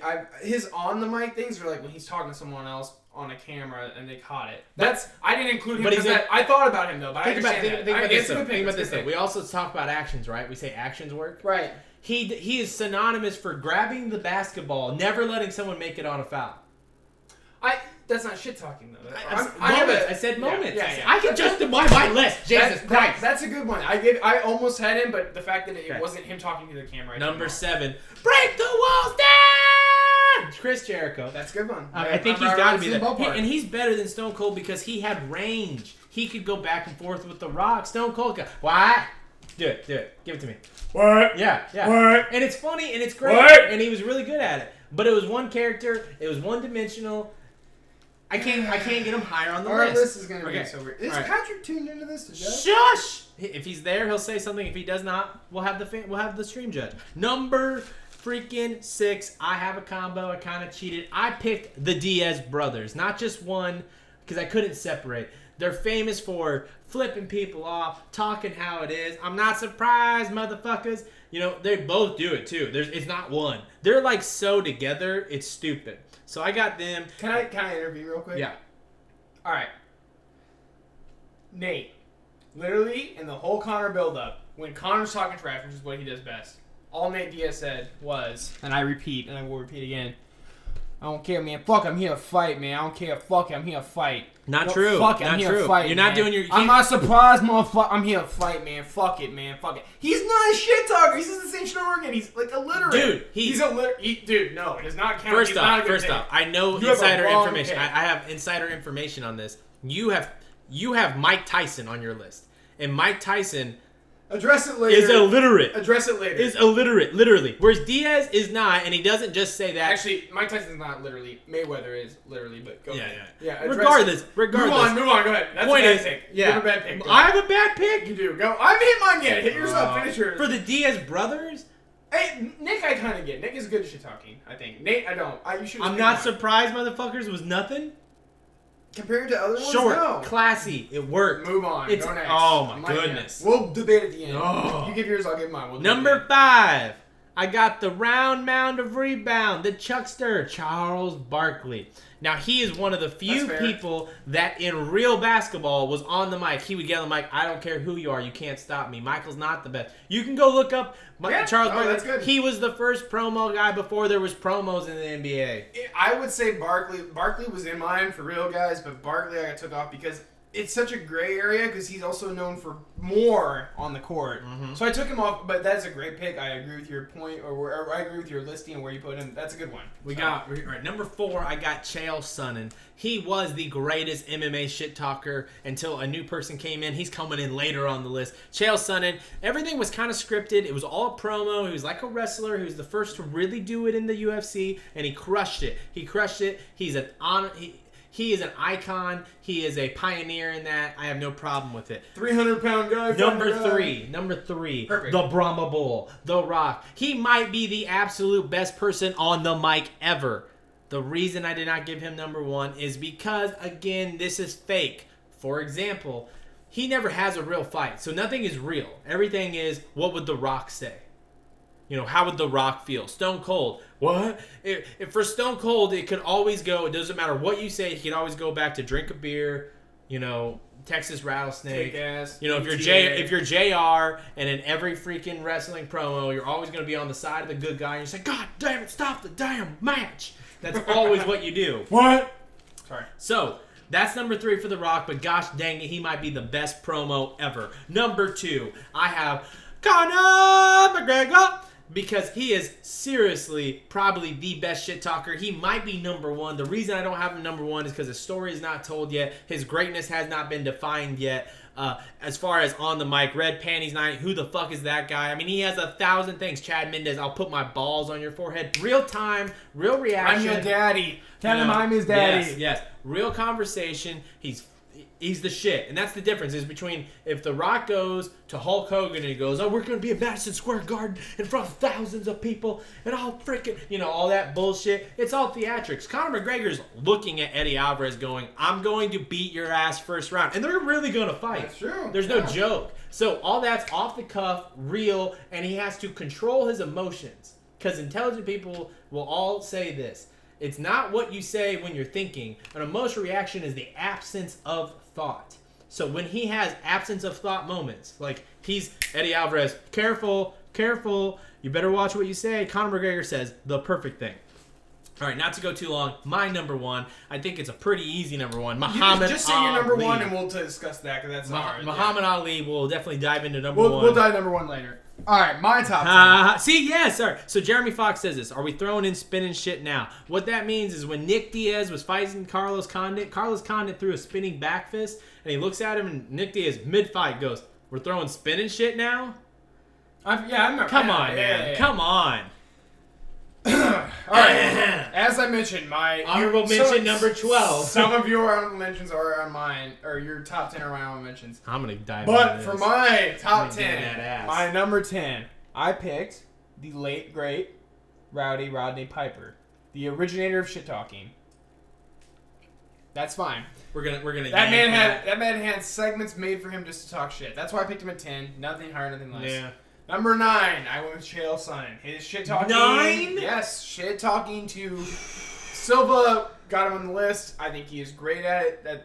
He's good. He's a good shit talker. He 9? made a career of shit talking. He's 9. Exactly. He made a career off shit talking. You say 9? He's not better than my other 8. There's thousands of shit talkers. He's not better than my other 8.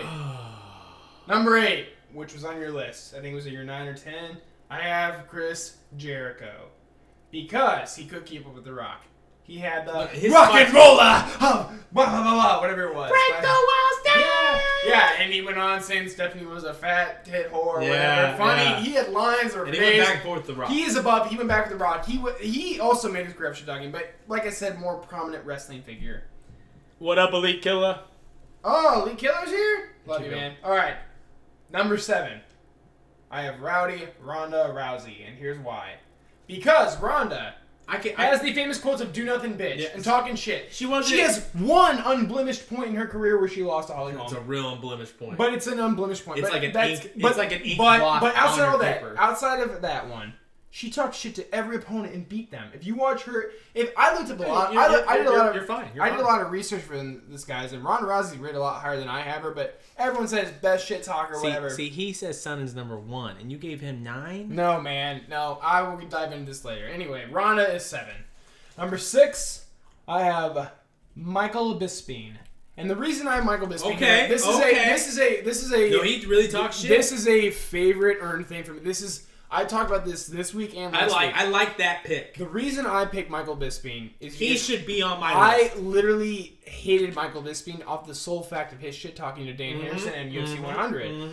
So the fact that guy had such an impact on me for hating someone, then I later found out he was a pretty cool guy and UFC embedded. So what's GSP's blemish?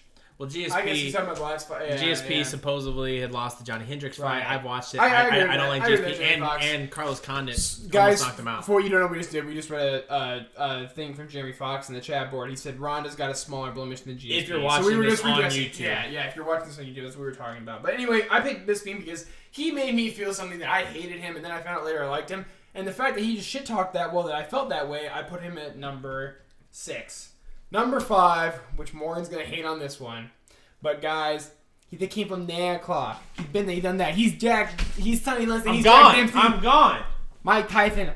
Hey, I see your friend over there with a pinky ring. I'll fuck you till you love me, faggot. Mike Tyson.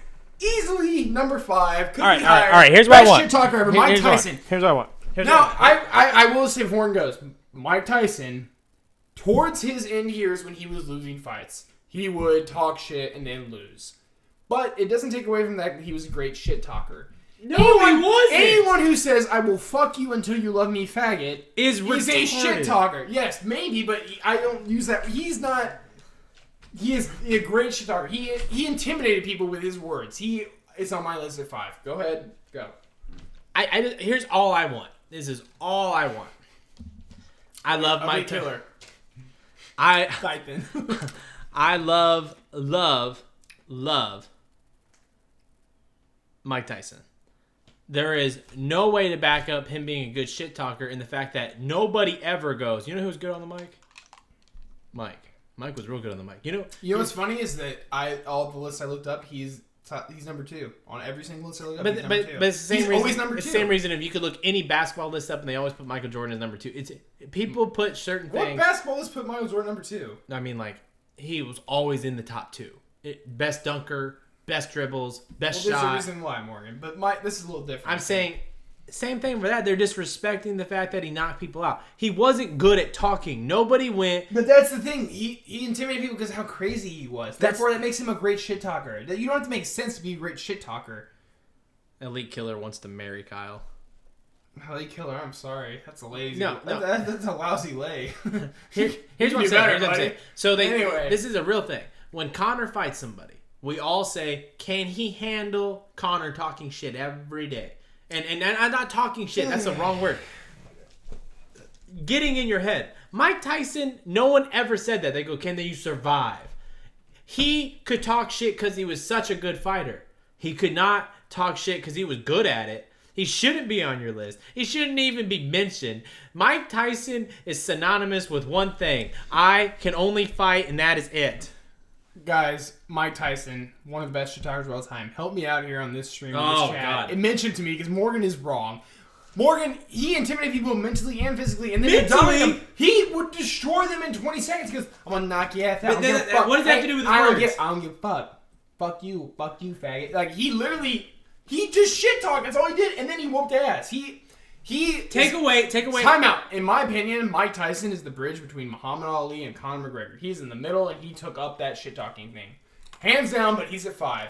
We're moving on. Morgan's gonna have an ulcer if we keep talking about this. What did you just say? He's gonna freak out. Moving on. No. Not moving on. Here we go. I knew this was gonna happen. There we go, Tyson. The Here we go. bridge? Chael Sonnen and Lost Anderson Silva, correct? You think Chael Sonnen's better shit talker than Mike Tyson? Mike Tyson. Without question. I think Michael Jordan's a better basketball I need player. more ice in my fucking drink. No, here's my question. Are you serious? Here's my question. Chael Sonnen lost to Anderson Silva. People still go, Chael Sonnen talked a lot of shit. If you take away Mike Tyson's ass beating, thank you, Jeremy. Thank you. The only person. Jeremy, can I ask you a question? Real Tell quick? tell the chat what they said though. All For right, here's YouTube. what he said. The chat, we have Jeremy Fox saying the only person that he mentally intimidates, referring to Mike Tyson, is his therapist. Morgan, who are your top 3? Muhammad Ali, Rock, and Connor? Yeah, And outside of that, you had Stone Cold at 9. he did one character and he did Anyway. it great.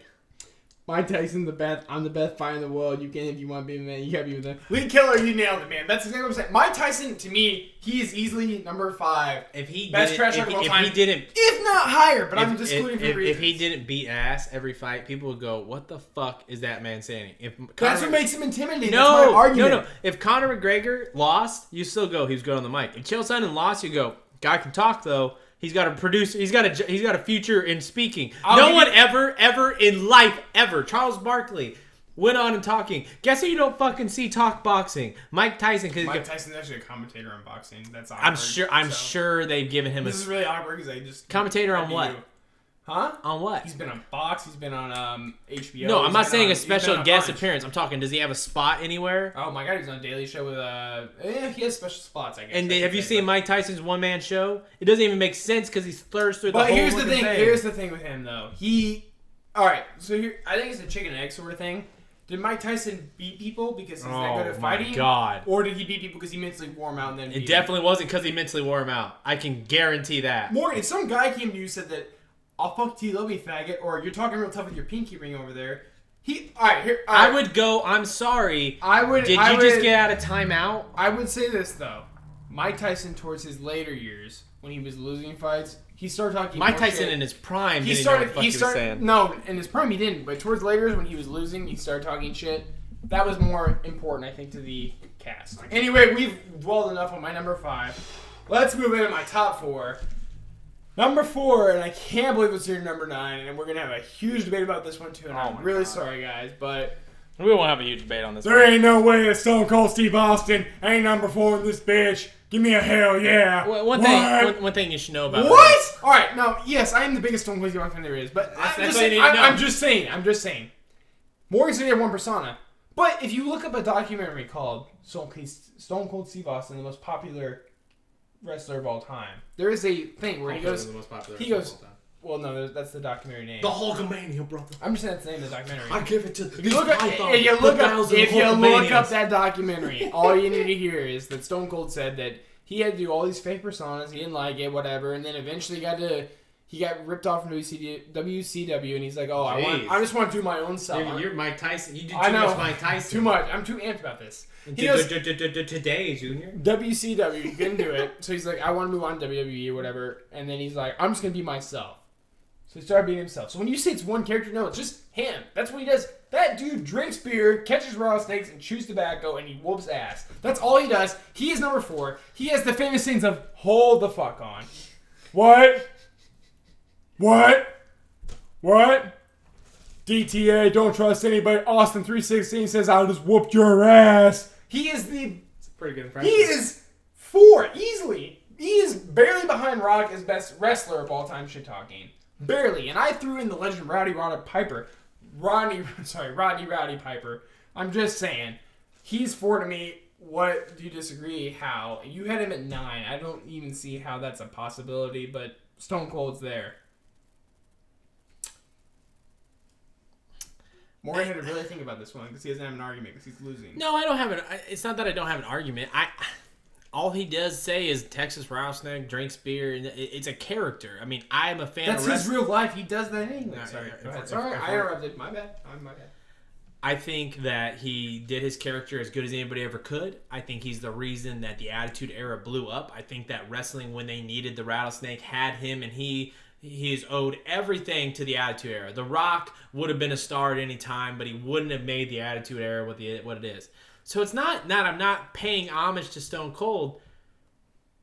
You wanted the Rattlesnake's big moments. He brings a tractor in. He buries the Undertaker. He does all these things.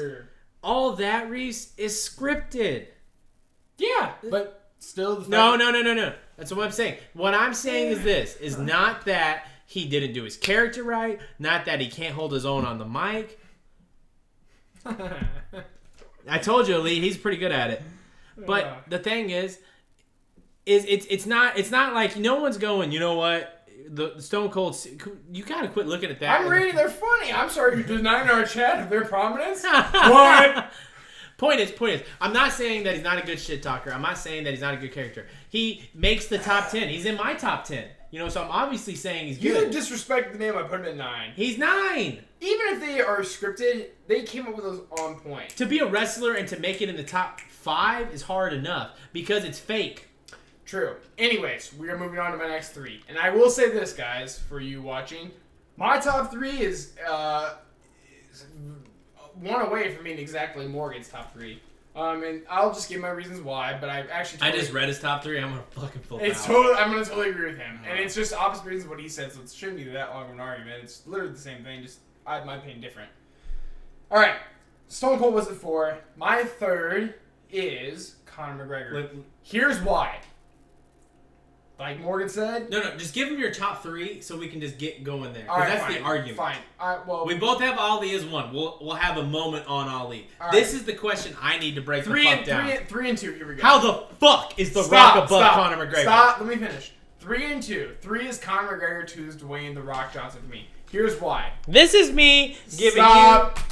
Let's get into this. Stop. Here we go. Here's why. Just like you said, Conor's career's not finished. When I was making this list, I was doing this as a current thing. So the way I look at it is that no matter what, Conor's probably going to finish above The Rock. But you cannot talk about shit talking about The Rock. The Rock has some of the best lines ever. Like, there is no way to unblemish what he did or what he said. Like, what do you think? It doesn't matter what you thought because The Rock did that to people, so fuck off. The Rock was better. Rock is there right now. He's number 2. He will be better than Conor, or he is better than Conor, but Conor will be better than him. Do you know Conor why? backed it up. That's why. Do you know why you could do what you just did? Why you do that? It doesn't matter. It's because it's scripted. You expect it. You know it. It's a regular segment of what you do. So I agree. When you get on the mic and you're a wrestler, I think you meant la la la la with The Rock. That's what I thought you meant. I agree with Morgan. It's off the dome. So Morgan's getting mad about this, but I actually agree with Morgan's top 3. Morgan's top 3 was good. I barely put Conor under Rock just because Rock's been around a little bit longer. Like Conor, yeah, get your candy ass man jabroni after. Yeah, like get it. Hey, check out in the Rock Bottom Hotel. Like we all know that Rock. He has more history. That's all it is. That's the only reason I put him there. I'm not saying that The Rock is. I have him at 3. I love The Rock. You know this. Point being, my whole thing is it's just because it's fake. if there's no fake, if that's real, yeah, Rock is number one. But shit's fake. No, I know, but that's hence why he's at 2. Like, who's a better shit He's talker, at- Conor McGregor or Brad Pitt? You can't say, well, Brad Pitt in this movie had this line. I understand that, and I like I said, I barely gave him 2. Conor will be 2. Guys, in 2. Will you give me your impression again? I just love how good your impression in was. 2 years. We What? What? Let's do JR and Stone Cold. Liquid hot. Hey guys, all right. So I love Stone Cold Steve Austin. Yeah, Obviously, tell me your impression. I made up this character. He's not Stone Cold. This is Reese's He's- biggest thing. He's liquid hot. It's the opposite. Not Stone Cold. He's the opposite. He's a little different. Liquid hot. No, he's the same, but it's liquid hot. It's But- his cousin. What? God damn it, liquid hot. I tell you what, it's a slobber knocker over here. What? I said it's a slobber knocker. What? God damn it, liquid hot. Stop the damn match. He keeps interrupting me. Shit, think of your family. I don't have no family. I don't trust anybody. DTA, Liquid Hot 316 said, I just told you so. What? I just explained to you. Stop the damn match. What? Maybe we can play. Stop the No, damn. I'll have no. If you think this fag is. God damn it. Give me a Liquid hell hot. yeah. Think of your What? family. Anyway, Not worth it. moving on. Anyway, Conor barely loses the Rock for me, guys. Barely, he doesn't lose. He doesn't lose. My top 3 He is will better. be ahead. Anyway, moving on to Rock. Rock, you can't beat anything. Any guy who rolls his eyes back, he goes, Undertaker. He's like, he's like, Rikishi, I did it for the Rock. Guys, look up Rock's best impressions of people. It's a funny video. The Undertaker Anyway, one's my favorite. yeah, it is the funniest one. Anyway, or no, Triple H. Triple H goes, Rock's made for Triple H. He goes, I am the game. I love a Stephanie. I'm just saying his moments are funny to me. Conor will beat him. I'm not denying that. I'm just saying currently right now that's why he's ahead. We're moving on to number 1. Muhammad Ali. Easy for both of us. That was our number 1. I got 2 minutes on it tops, and then I'm done. Now I'll go after you. Go ahead. For me, with Muhammad Ali, I talk about this a lot. I speak about this a lot.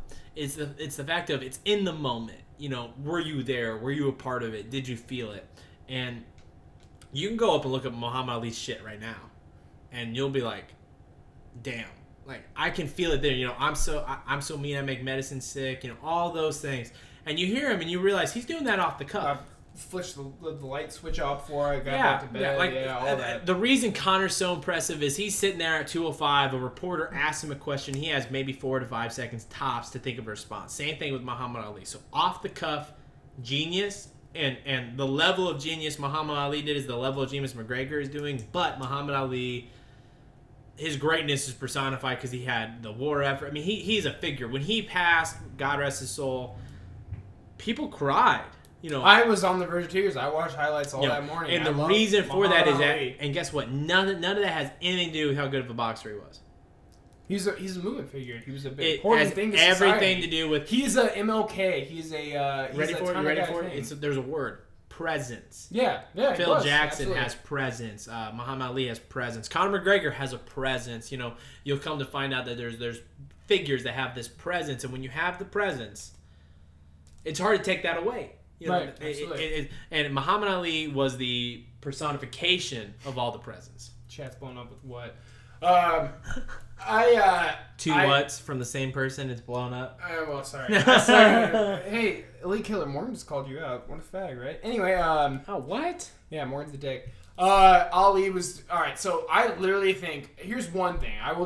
We're going technical. Besides the fact that Muhammad Ali was the originator of this, but Mystic Mac, Conor has called out a few fights and he's actually proven that to be true. He missed 1 or 2. Muhammad Ali did the same shit. Muhammad Ali did it for a greater span of years because boxing is a little different than UFC how they fight. Muhammad Ali had a very impressive streak of calling out when he was going to end stuff, and he did it. And Possibly rigged. And it's possibly rigged with the Sonny Liston and all that. But anyway, to me, he was poetic when he talked. He did things that other people can't do. He rhymed. He was charismatic. He had charisma. I was trying to say he had charisma, but he's charismatic. Yeah. Anyway, Ali was just the best at it, and there's no way about it. There's no. I mean, he will be the best forever. He's the originator. He's the founder. Yeah. That's all there is to say. I mean, you're talking about people cry. I love Muhammad Ali. I've done multiple high school, and college projects of Muhammad Ali. That guy to me is. No one gives a fuck about your That's high probably school true. I'm projects. just saying he is a founder. He is an important figure in prominence of history. You're right. He's a You're big right. You're figure.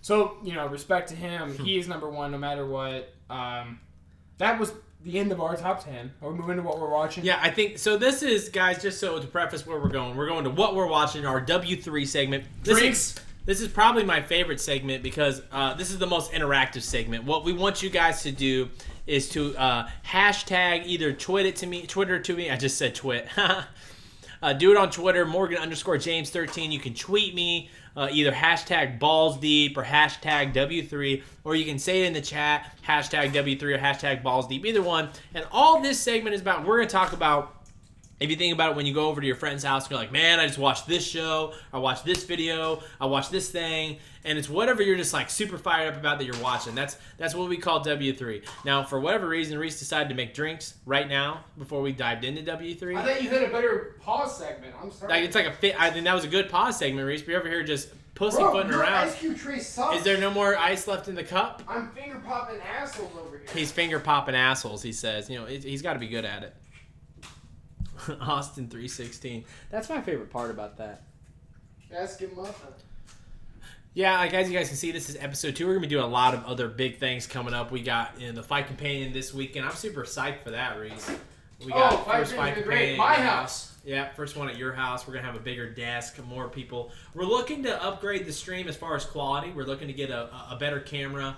We're going to be, looking at some funding options for that and also getting one and just getting it going because I think that's really one of the big things we're missing because you can't see Vader good enough, And that's an important part, Vader. It's super important. Reese, if you watch Reese right now, he is hauling butt and he spilled OJ everywhere. Just a little bit. Just a little bit of the OJ. What do we got going on here?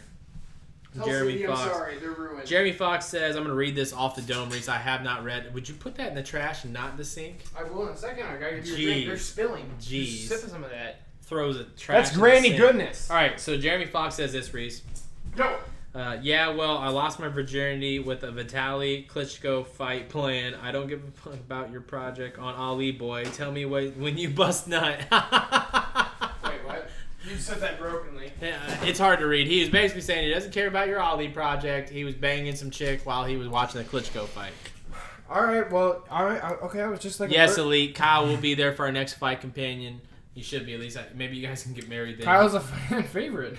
No, it's Elite wants to marry him. It's a thing that happened this last week. All right, so W3. Well, I thought you wanted to know what I busted in about Ali. The exact moment was when he was like, no, I'm just kidding. Anyway, I remember on W3s. Here we go. W3s. What are you watching, Morgan? You know what I've been actually watching a lot of lately? Let's hear it. It's so stupid. It's those Makes YouTube sense. fight comp videos. I'll type in like World Star Hip Hop Fight Comp Band, and there's just something about watching all these random fights that for some reason is just like you'll get addicted to this. You'll watch like 2 hours of it, and you're just like, it's so real. This is what can Are you happen. talking about out the there. videos where people are just actually fighting? Yeah, like on the street and yeah, shit. like the knockouts where people And like are throwing every haymakers. part of a guy, I think that a part of you wants to watch that shit. Like part of you's like, It's your testosterone coming out. I Truthful. watch some dudes fuck each other up. I've been watching a lot of that. Obviously, I watch the Joe Rogan Experience regularly, The Fighter and the Kid. What I've been watching on Netflix this week, I'm trying to finish up Stranger Things. I'm on episode 3. Stranger Things is still real good. We got Luke Cage just started. I've only watched literally 10, I'm getting ready to dive into 15 that. minutes of Don't that. Reese is going to get into it, but it's supposedly super good. I've heard a lot of good things from people. Marvel's just crushing it on the Netflix platform. The show I want to bring up, Hard Knocks on HBO. I just finished the last episode, and Wait, that might Hard be Knocks? Yeah. I watched a documentary called Amanda Knox. You know who that is? For real, it just came out yesterday. You should watch it. What's Amanda Knox? Trending. Huge. Amanda Knox is a girl who went to study abroad in England or Italy. And she met a guy, and in like 10 days, their roommate was killed brutally. And they thought it was like a huge sex murder thing. And then she's just an innocent girl from Seattle, whatever. And it was a huge deal, like in the 2000s, early 2000s, where we were probably, 3rd, 4th grade, 5th grade, whatever. But no, we were past that. But just saying, like, it was a big deal. Amanda Knox. Knox is on the top. That's the name, Knox. That's what I think So you're talking about. what is So it my about? bad. her trial, her quitting, her getting accused. They did poor DNA testing and all that. Just Italy fucking up over a U.S. citizen. Political stuff. It's not, trending number 1 on Netflix, but not a big deal. Outside Luke Cage. Luke Cage is number 1. She's number 2. That's obviously they released the same day. I've also watched a lot of those chefs tables where they take like chefs from around the world and like talk about like what they do to make their restaurant number 1. That's just pretty interesting, especially like when you get out of the scope of like. So we're both from America, obviously. We live in the Midwest. He looks Scottish and Irish, but we're here in America. And one thing we talk about a lot is. Yeah, I bet this happens with every country. You're kind of like sheltered into your country. You don't really know what's going on. For sure. Across the world. That's what makes Twitch really cool. Is like we can talk to somebody right now, live time from Berlin or something. You said some guys last week from London, right, and stuff. Oh yeah, for 204, I bet we'll have a big British card. So I guys last year, if you don't, a little bit about me. I traveled the country, U.S. for a year, and just in our country, it's so different from Illinois, where we're from, compared to a Washington of Seattle and Oregon. Like, people are just so different. And that really opened up my eyes. And that was eye-opening to me, and then I shared these stories with him, and he's like, what? And then my girlfriend goes to other countries, and that's completely different to her, and she says things even more crazy than what I've heard. It's just a world experience. You don't realize how sheltered you are. we are all sheltered culture where you are growing up. Until you go and travel, that's when you can really, like, grow as a person. Well, if you think about, like, YouTube has the algorithm, so... Jeremy Fox is from Japan. No, he's in Japan right now. Are you? But he's not from there. He's wait. He's stationed there. Jeremy, you're stationed there? Jeremy, I have to ask you a question. I'm going to do this live. Have you had Baijiu at all? It should be transferred in. It's from China to Japan. I know they were both common there. Baijiu. Rice whiskey. Is a rice whiskey. We've had it. Go show them the bottle. Actually, yeah, we got the bottle. I will. If you had a version of it, this is a brand. He's gonna go. We have the bottle. It was from a previous night we hung out. We kept it because it's a pretty unique bottle. I said bottle. Reese, just grab the bottle. We don't need the box. Oh my god. Wow, dude. Yes, no. He's 4 feet from this thing. It took him that long to get it. It was up on a shelf. He's lying. Jeremy Fox, all I'm saying is, my dad travels a lot. He goes between... Show him the damn bottle. I will. He goes between China and Japan. He brought back for me and my friends a bottle of Baijiu, as you can see. Came in that box. It was a heavy drink. It's only like a 26%, which to us Americans is like nothing, but to them it's a big deal because it's rice-based. It's strong. Rice-based hits you different than a wheat-based, which is what we do here in America. He said we had risen, which is the same shit. Yeah. Okay. So yeah, my dad's brought back a couple different brands. That's the one Morgan has here, but yes, it's pretty good. It's great. Yeah, it tastes like black licorice. Did you like it? I mean, yeah, it's good. We should see. Next question. Back to W3. If there's anything else I'm watching, well, it was Hard Knocks. Hard Knocks. They go behind the Los Angeles Rams, and it's just behind the scenes. Oh, that's the movie, right? The St. Louis. Yeah, that. And it's just man. What's so interesting about it is like, you have a job. Mm-hmm. You've been yelled at by your boss. No, I'm a good employee. Shut up. You've had a Friday where they've asked you to do something ridiculous, and you're like, "There's no way I can do that." Everyone's had that moment. In Hard Knocks, you see that exists in the pro level of football, and like think about it in sports. Like they'll tell a quarterback like, "You have to hit 30 shots." He'll sit there. We'll be off here in 10 minutes or so. We got a friend sitting outside, but he'll come in some other time. Give your segment.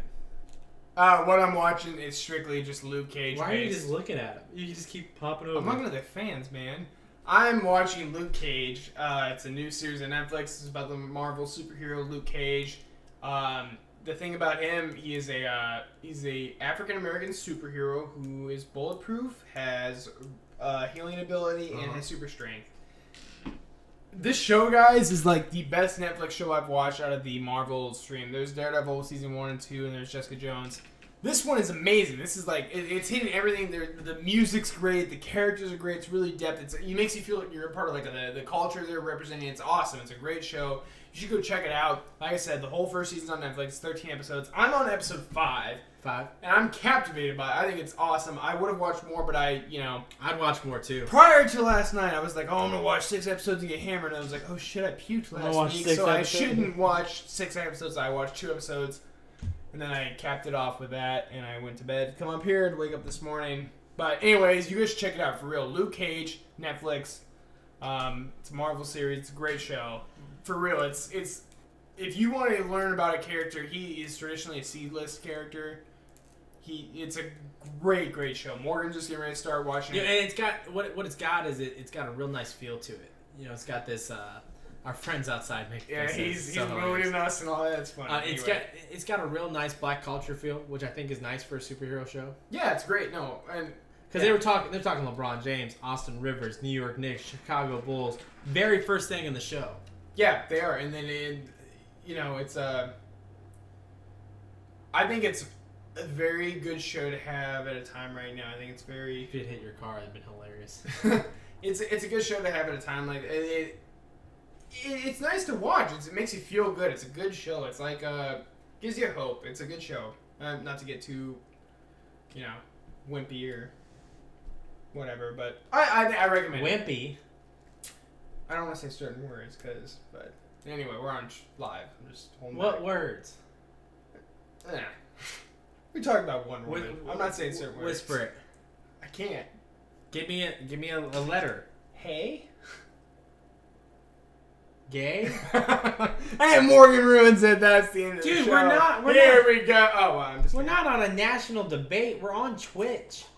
This is what the internet was built for. All I'm saying is the show makes me feel good. You guys should check it out. Luke Cage. Were you saying not to be gay? Yes. Dear God, what world do we live in to where you're uncomfortable to That's say exactly a world where you can't say it, so I'm being nice. But for watch Luke Cage, it's for great. saying gay? Morgan, just because you're loud and proud doesn't mean I can say it. I can't make fun of you for it. We're out of the closet, man. No, we're right behind the door. Literally. Guys, there's a door. Never mind. It's past that. I think, are we wrapping up? Let's see here. Wrapping up? Yeah, So we don't- are we hitting the questions? Well, you want no, to hit some questions we real don't have, quick? we don't have any questions. You can't say we're going to hit questions up, but we don't have questions. Do we have questions? Well, wait. I've had an Irish... Yeah, alright. DC was like, He was talking about the sake. Okay. It's good shit. I've been sake, yeah. Alright. Well, guys, I think Cool. that's going to be a wrap-up for episode 2 of Lightsabers and Armors. Here's what's the good thing. Reese didn't puke. That's number one priority. We had a great time. Always. If you haven't We have hit the- screwdrivers. Yeah, Great. screwdrivers always. We got to figure out something else to do for next week. Definitely tweet us, #SundayFunday, whatever you'd like us to drink next week. That's within reason. Next weekend's gonna be different though because we're doing the Saturday night, right? Are we gonna try to make it all one night, or are we gonna No, do both? we'll do so. We'll do it both? because we're gonna do a fight companion. Fight companion, we're just watching the fights. We Yeah, still well, have yeah, I to know cover that. I just comments know and if we all wanted to cover it all in one. that. And we'll have to react. Next weekend though, we are gonna be at my place, guys. We're gonna do the fight companion there. There'll be some. It's a different setup, but we'll be there. And then It'll be close. It'll be close. The next morning we'll also do a Lightsabers on Yep, Bars yep. podcast. So. Well, it'll be at noon. If you guys haven't hit the follow button on Twitch here, definitely hit the follow button. If you're one of our listeners or viewers here on YouTube, definitely hit the subscribe button and give us a comment on how... Jack and Coke will be the drink of. Ooh, the a night. little Jack and Yeah, Coke. No, from Jack and the Coke. killer. Hey, for the fight companion at my house, that's all it's Yeah, my that's house good. is. That's good. I That's good got drink. Red Stag, Jack Daniels, Yeah, and that'd be Evan nice. Williams. That'd We're be doing nice. whiskey That'd be Coke nice all drink. night. Maybe Comment, Maker's Mark. I don't know. comment us your favorite part of the video. We'll try to give you more of that. Or comment something you'd like us to talk to on the next video. As always, you can go to my Twitter, Morgan_James13, and definitely tweet me, LAB, and any subject you want us to cover on Lightsaber and Armors. I'd be more happy to. Reese is going to be coming out with Twitter here soon, probably called Reese's Pieces. We got to figure out the name and everything. But once we That have and that, I just want to say I'm coming up with a logo for us guys. Mhm. I'm going to.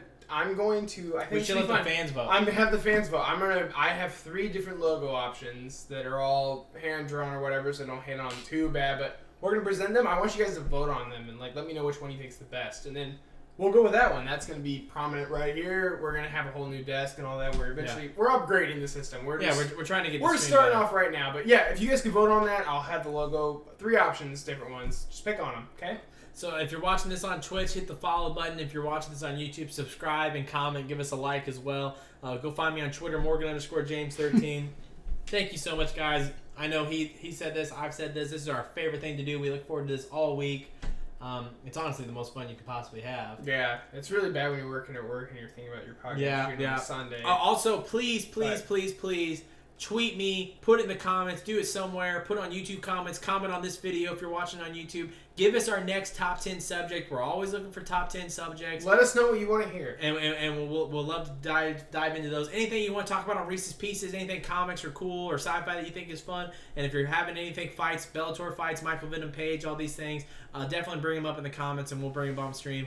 That you guys affect the stream. That's why we do it live, because we want to give you guys what you guys want. Yeah. I don't think I got anything else. Reese, what do you got? Nothing besides look out for those logos, vote for them, follow Twitter, follow Twitch, follow YouTube, do all that. We look forward to seeing you guys next weekend. And honestly, guys, we love you. This is one of our favorite things to do. We will see you next Sunday for another episode. Lightsabers and Armbards, episode 3. I can't believe it's happening so fast. Till next time, guys. We out! Have fun! It's gonna pause.